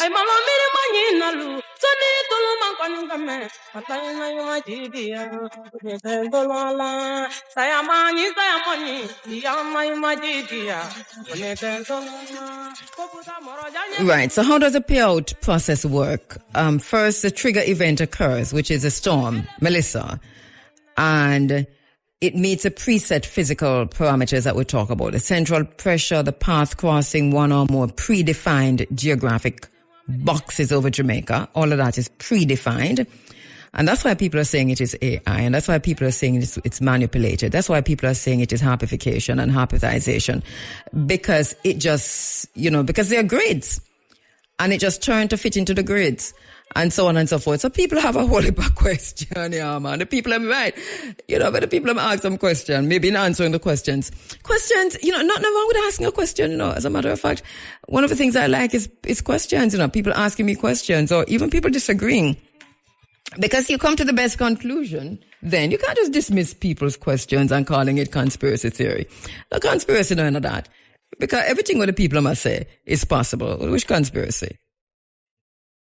Right, 20 after 9 o'clock. I'm thinking back to the conversation I had with the JTA president earlier, Mark Malava, who talked about the schools that are going back to school tomorrow, and the extent to which the teachers and principals were generally left out of that conversation. The psychosocial issues relating to Hurricane Melissa that seem to have not been taken into account, and that teachers needed more time. He talked also about the readiness of a school. A lot of schoolrooms were used and classrooms were used as shelters and so on. And there are many communities and in the regions right now that some of the schools are going to be returning tomorrow. Some of our schools are still without water. We heard this morning from Tristan when she came in that there's some areas in St. Mary that got water this morning. They've been without water for days. I'm not quite sure how many schools in St. Mary have water supply, because obviously there are parts of St. Mary, all of northeastern St. Mary, that took a battering in Hurricane Melissa. The question is, are these schools ready to reopen, and what kind of reconnaissance will happen to determine, even though you say region 2 or region 6 or so on individual schools, to determine if those schools are really ready to be reopened, water, electricity, other issues, classroom issues, leaking, and so on and so forth. So I do hope that the meeting on Tuesday will help to flesh out some of that.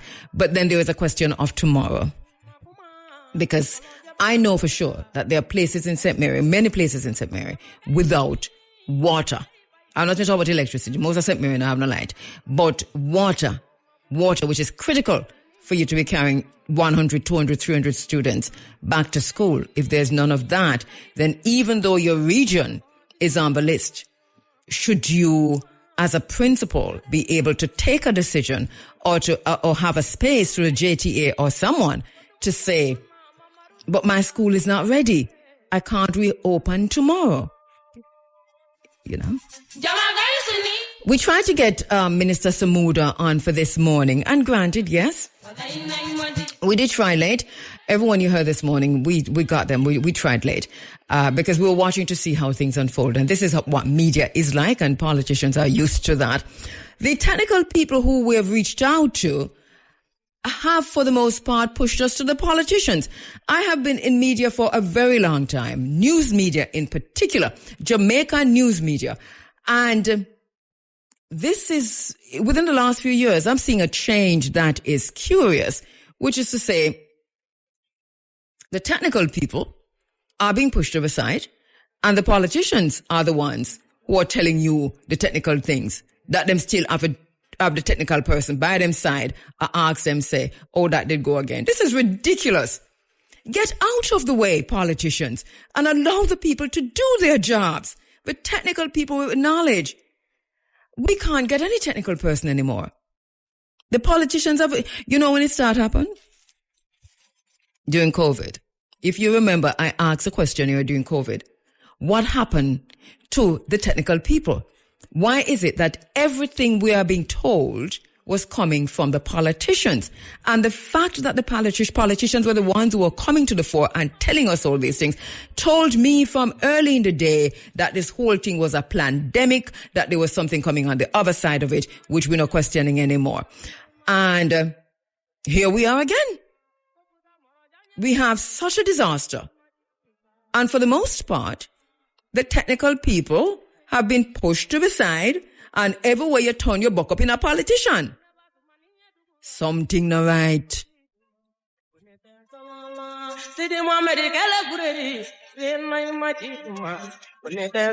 So anyway, the payout process step by step of the 150 million. Look here. The damage to Jamaica is in the billions, The 150 million helps. We don't know how much of a payout. But anyway, let me go on. I think them pay not a big money.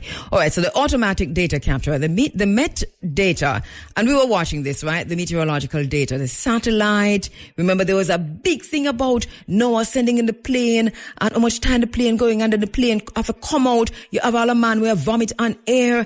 I mean, there was just such a massive thing made about what the satellite process and reconnaissance, aircraft and pressure readings.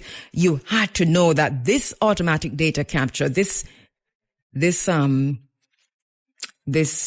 phase, because you have many phases. You have the trigger event, which is the storm, Melissa.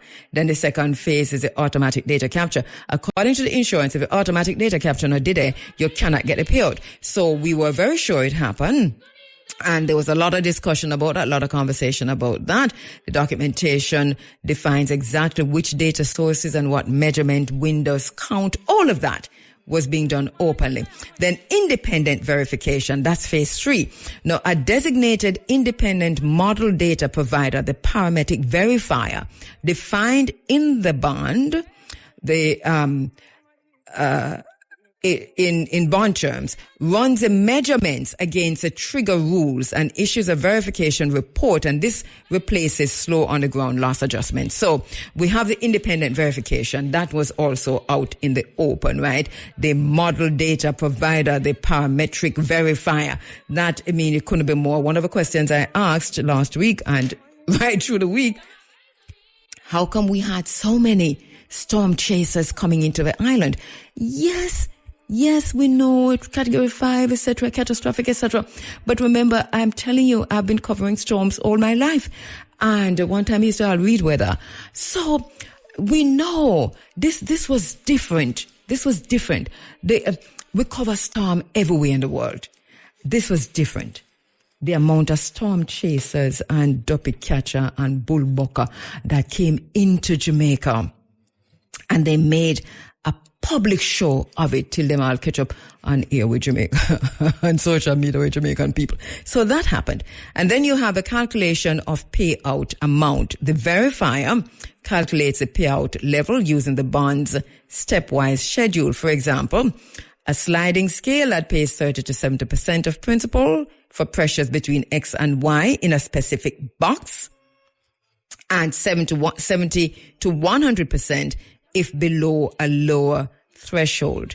If multiple boxes are hit, the schedule aggregates according to the bond terms. So a lot of things have to work together to happen.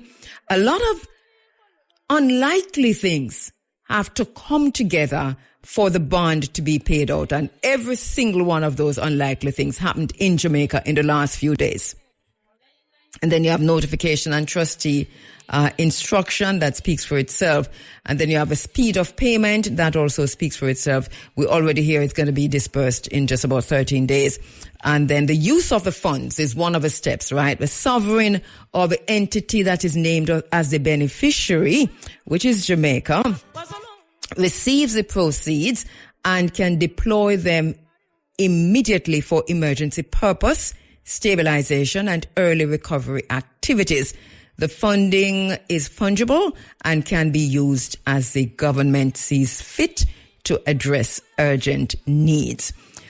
And that is a critical phase, the use of the funds, a very, very critical phase. And it might speak to and might help us to understand what we see unfolding in front of us at the minute. Bear in mind that there is a committee set up that is not bipartisan, and that ground zero is being ignored, and so many other things. And if you ask questions, they call you tribal, they call you, I am not a politician, but I suffer the consequences like Peter Tosh. Must we not ask questions?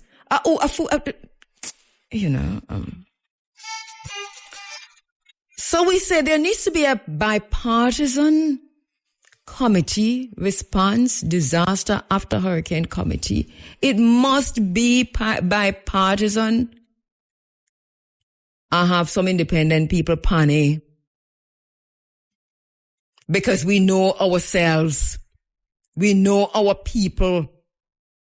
And this is not a time to tribalize anything.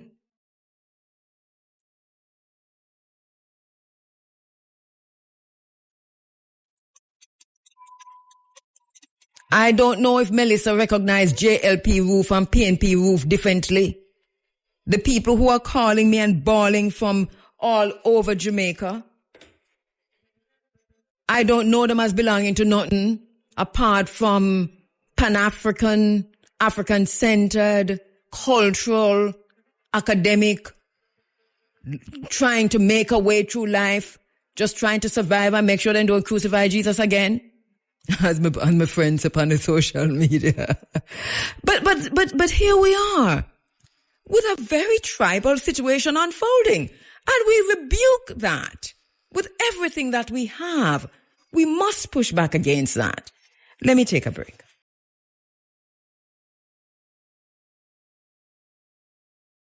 Sister said I should remember the song Little David play on his harp. Yes, my sister mentioned it this morning. Little David play on his harp, and now I want the people about to fly. Remember, these are two of the most active principles in this whole process in our Noah, yes, and harp. So anyway, as I said, we're going to have some serious discussion about that later on. But let me just quickly continue with the steps, right? In how the bond is triggered and how the payout process works. So there is the reporting and audit, which is the last process. So post-event, issuers and the World Bank or the arranger typically publish verification and settlement documents so that markets have transparency on the accuracy and timing of the payout. Now, we are also to ask for transparency in how the money will be used, distributed, and in which communities, and who will be the overseer of all of this and so on. There are questions to be asked, and we must ask them. And it is journalism's role not to pet and powder and be friends with nobody. It is our role to ask questions and to demand answers on behalf of the people. There goes the fourth estate. More powerful than them all. Should be. By the way, as I said that, there's something happening in England that we haven't talked about, but we must talk about it. Let me see if I get 5 minutes to talk about it. So there's rapid disbursement of this plan, of these monies, and this is positive. Let us see how it goes, because we really do need this. So that is good. That's a positive. Search and rescue, although we see that what's happening now, but the money is not, I think they said 14 days 2 days ago, and so it's still a few more days before the money comes in. And there are limitations on the ban. It's useful but small relative to total economic loss expectations. And so it's a stoppage, it's not a recovery solution. And hopefully it will shift the risk from the taxpayers to the global capital market. So let us see what happens there. Parametric payouts come with large conditionality strings, unlike some loan finance. So sovereignty in spending is more preserved. So this is also not a bad thing, the bond itself. But there is a heavy reliance on the market solutions. And this can produce reputational narrative that a country outsourced disaster protection to financiers rather than domestic reliance, which has political implications. So there's a whole lot to go through with that. I am not an economist nor a scientist. Geopolitical positioning is something that we have to talk about. And I think we'll come back to this, you know. We'll come back to this catastrophe bond. It sounds technical, but it's pretty real, and it's something that is about to be paid out. And I'm quite sure that we'll return to it next week, Sunday. Inshallah.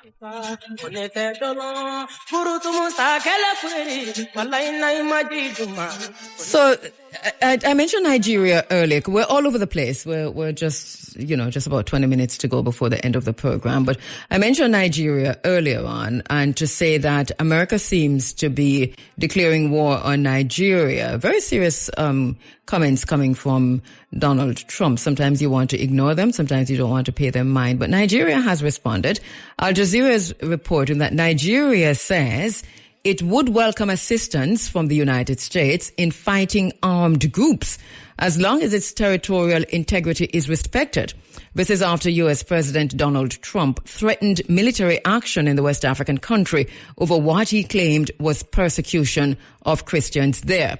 Trump said yesterday that he had asked the Department of Defense to prepare for possible fast military action in Nigeria if Africa's most populous country fails to crack down on the killing of Christians. This is how they're phrasing everything now. Christians against the rest of the world. The only time that killing of Christians don't matter is when they're killing Christians in Gaza. So a spokesperson for Nigeria's presidency, David Bwala, told Reuters news agency on Sunday, that's today, that the country would welcome U.S. assistance as long as it recognizes our territorial integrity. He says, I'm sure by the time these two leaders meet and sit, there will be better outcomes in our joint resolve to fight terrorism. But I don't know if it's as simple as that. It seems to me as if there's a whole lot behind it. We'll have to spend some more time looking at what the plans are and how Nigeria is going to resist and defend itself. Also, as I said, there is an interesting thing happening in the UK. And I know we're probably not paying attention to it because it seems so frivolous. But I think that we should, because Jamaica is still bowing to the throne that protects sexual predators. And we have a situation with Prince Andrew, Jeffrey Epstein. And we find Charles III, still our head of state, protecting someone who's being outed now as an alleged pedophile. And we see this as a betrayal. You see, there's something happening that Jamaica is pretending that they're not seeing. And the media is ignoring that the monarchy in Britain is under a cloud of corruption, sexual deviancy, lies, treachery, treasonous behavior, pedophilia, and all kinds of, according to King James the First and King James the Sixth, necromancy. Because that's what he would call it if you read in book Demonology. All of that is happening now in the United Kingdom. And if James I or James VI was King of England, he would probably behead all of them. Not only that, he'd probably burn them at the stake, because that was his way of doing things. But here we are, pretending with our head in the sand, pretending that we don't see that the monarchy that we bow to, the monarchy that we refuse to give up, the Privy Council that we shelter so much and we are so protective of over the CCJ, that they are embroiled in all kinds of sexual deviancy at the minute. Our ancestors fought for freedom, for dignity, and for justice. And here we are pledging our allegiance to a monarchy that continues to protect pedophiles, that perpetuates entitlement. And you must read a book entitled by what's his name, Andrew Downey or something to that effect. And we're still deferring to the Privy Council in London. We still are not are afraid or reluctant to embrace the Caribbean Court of Justice in this legal servitude that we find ourselves in.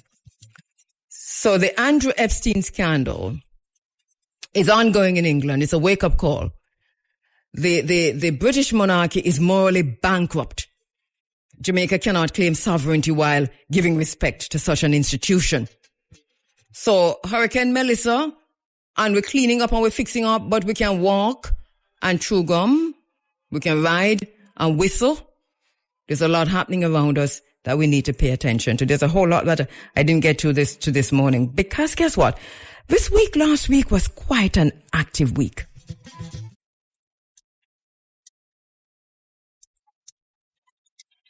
Quite an active week. I've got so much that I haven't even touched on.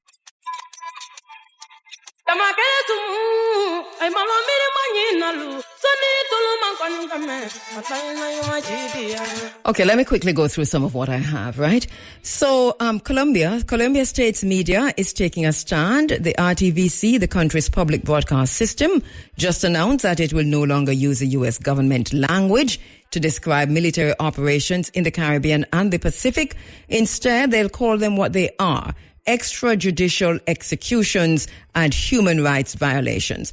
The head of RTVC also condemned threats against President Gustavo Petro and vowed not to normalize talk of U.S. military intervention in Colombia or the Caribbean. So they are using the right language. They're saying extrajudicial executions and human rights violations. If our media could take a leaf out of their books.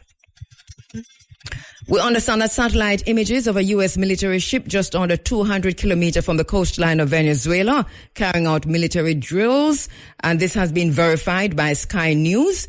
Satellite images showing a U.S. military ship just under 200 kilometers from the coastline of Venezuela carrying out military drills. And right, let me just go there. UN Security Council has backed Morocco's claim over Western Sahara in a resolution supported by the USA. The council endorsed Morocco's 2007 autonomous plan as the only realistic path to peace. 11 countries voted in favor, while Russia, China, and Pakistan abstained. Algeria did not join the vote. The resolution also extends the UN peacekeeping mission for 1 year. Morocco sees the region as autonomous under its rule, while Algeria supports Shawari self-determination. Watch that. That it has legs. All right. So President Trump warns Nigeria the U.S. may enter guns a-blazing That's the words of President Trump. The U.S. warns that President Trump has warned Nigeria that the U.S. may enter guns a-blazing. And that's what Nigeria is responding to. Minister Grange, Babsy Grange, has made an announcement, which is very interesting. We support this announcement. She says her ministry will be leading a series of fundraising concerts on the island and across the world to support Jamaica in the aftermath of a devastating Hurricane Melissa. The minister said the 5-concert series, dubbed Jamaica Love, would feature some of the island's best reggae artists and musicians, as well as Friends of Jamaica, with all proceeds going towards the National Recovery Program. She said, we have been hit hard by this very powerful hurricane, which took lives and in which many of our citizens lost everything. We face a long and challenging road ahead, but we will recover and rebuild stronger with support and by working together. And I hope the artists and all of those who are coming to perform for free, and we're not using any money, anything from the catastrophe bond to pay. Nobody at all. Nobody. Not a soul. Send it to, before you use the catastrophe bond to do concerts, 7 or how many concerts across the island, carry it down to Westmoreland to Ground Zero and make some houses for the people. So the first Jamaica Love concert is scheduled to take place on November 14 at the National Stadium car park in Kingston, beginning at 7:30 p.m. The details of the other concerts will be announced later. So I do support this move as long as people are giving of their services in a charitable way and we're not using the money that's supposed to help the people to pay anybody at all. So Donald Trump's gunboat diplomacy is still happening. The aircraft carrier, I'm rushing, I need to slow down. The aircraft carrier USS Gerald R. Ford, built by the U.S. Navy as the most capable, adaptable, and lethal combat platform in the world, is being sent to the Caribbean as the Trump administration ramps up military pressure in the region. And the military assets that the USS Gerald Ford is bringing into the Caribbean, a displacement of more than 100,000 tons and a length of 1,100 feet. The Ford is the largest warship the U.S. has ever put to sea. The last time they saw it, it was off the coast of Italy, so you know it's going to the Strait of Gibraltar. It's going to head out in the Atlantic Ocean and head for here. It was commissioned in 2017. It's a first of its class, the successor to the Navy's 10 Nimitz-class carriers, the oldest of which will be retired next year. I'm going to tell you a little bit more about this ship. It carries a crew of almost 4,600, including its air wing. That's about 20% less personnel than the Nimitz class, which the Navy says is possible because of more efficient systems on the Ford. Those efficiencies are what make the Ford the most advanced carrier in the world and result from its 2 nuclear reactors, whose exact specs are classified, but that put out 3 times the electrical power of those of the Nimitz-class ships, according to the Navy. That extra power enables the Ford to operate the electromagnetic aircraft launch system, using magnets instead of steam to power the ship's catapults, gives the Ford the ability to launch aircraft faster and with heavier weapons and more fuel, increasing the range and lethality of its fighter jets. The USS Gerald R. Ford, the largest aircraft carrier of the U.S. Navy, is seen off Croatia on October 21. The USS Gerald R. Ford, I think it's beyond that now because it was closer to the Strait of Gibraltar. It looks like it's going to the Strait of Gibraltar. The same science applies to its 11 advanced weapons elevators, which use electromagnetic motors rather than hydraulics, meaning it can move munitions more quickly from magazines to the flight deck and loaded onto the aircraft. The ship also boasts the Navy's advanced arresting gear, the system which essentially grabs the tail hook of aircraft with wires when they touch down on its flight deck. The Navy says the digitally controlled system allows for increased sortie rates and lower energy consumption. The Ford's flight deck is about 4 feet wider than the Nimitz class, and its island, the portion of a ship rising above the flight deck, is smaller and set farther back, giving more space for easier handling of aircraft movements. The sharp teeth of the Ford are the FA-18 fighter jets in carriers. The twin-engine Boeing aircraft can carry a range of air-to-air, air-to-ground, and anti-ship missiles, as well as laser-guided bombs. They have a maximum combat range of 1,250 miles. This is a ship that they're sending into the Caribbean waters, but Papa Jesus, that would turn off a rager. The Ford also carries electronic jamming aircraft, airborne early warning and control panels, cargo and passenger planes, and helicopters. And goodness gracious. Getting the Ford into fighting shape was a struggle with the Navy, they said, but it's done and it is coming into the Caribbean. Wow. There's a whole lot that I didn't get a chance to go through today, but I'll pick up next time, inshallah. Thank you so much to my in-studio producer. My daughter did a very good job this morning, Nia Munifa Tashi Williams Green. Thank you so much, my daughter. Was it good? Did you enjoy it? This is not your first rodeo, because you also did. Grab the microphone over there, sir. Because you also did, well, you're born not a studio, but you also did Egypt, which Egypt alone, and I think Shamara trained you very well. You did Ghana with Shamara, and you did Egypt. And I'm very happy that you were able to come in studio this morning to assist with the in-studio production. And my Kingston producer, Natisia Bahad Singh, I heard you couldn't get to IRFM this morning. I don't see a lot of my Kingston producers this morning, so it seems to me as if a lot of people in Kingston weren't hearing us this morning. And then my Netherlands producer, I don't see you either. Quite a few producers I'm not seeing this morning, but anyway, so how was it? It was very good. I learned a lot, running up and down, connecting calls and everything. Mm-hmm. And how different is it from Egypt and Ghana? In Ghana, you had Shamara training you, so in Egypt you were alone. Is it much different?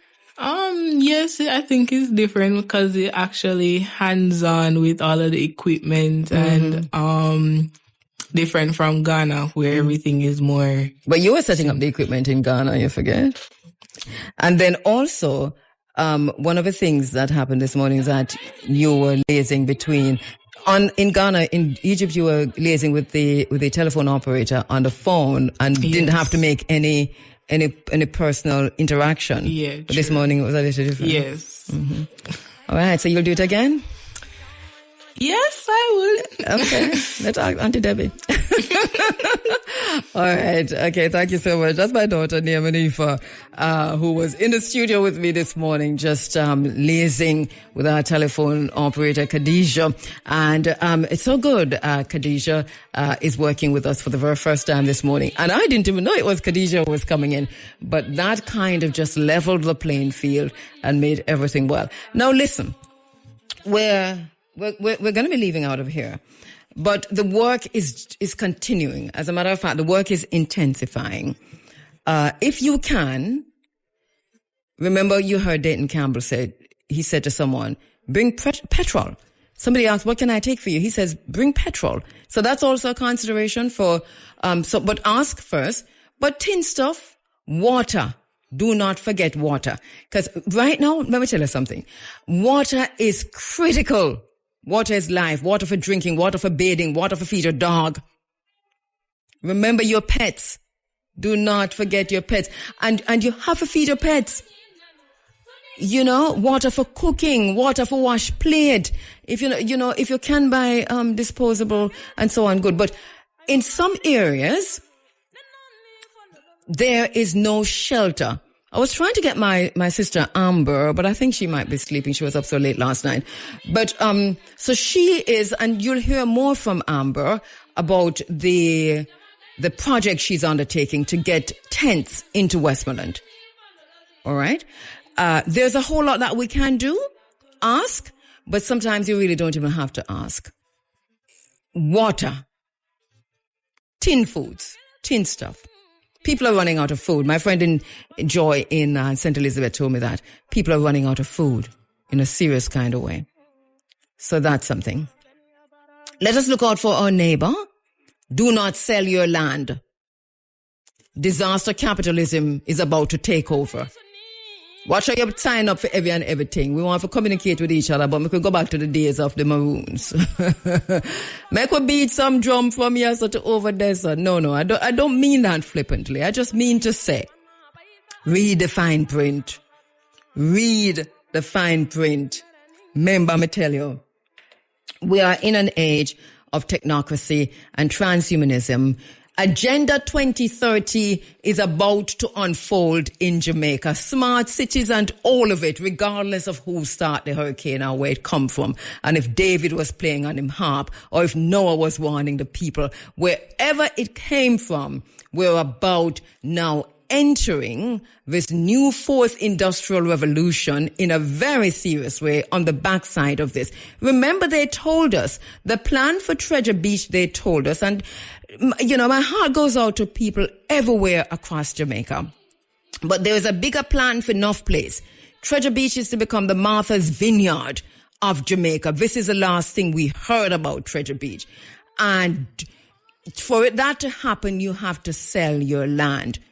And I'm just saying, be very mindful of what you do, what decisions you make while we are going through this disaster. Take care of yourselves. Take care of your family. Romaine is in for the big A. Is it raining outside? Is it cold outside? No. The way I do know who they. Oh, it's cold in here. Yes, that's true. It's very cold in here. This is like winter inside here. So how much degrees inside or so? I don't know. Below 2? Well, cold. Something to that. All right. So you're not on the team, obviously, because you're working. You're not on the team that's going into Trissa and them team. Right. But you know about it? Yes. So, okay, you're not on the team.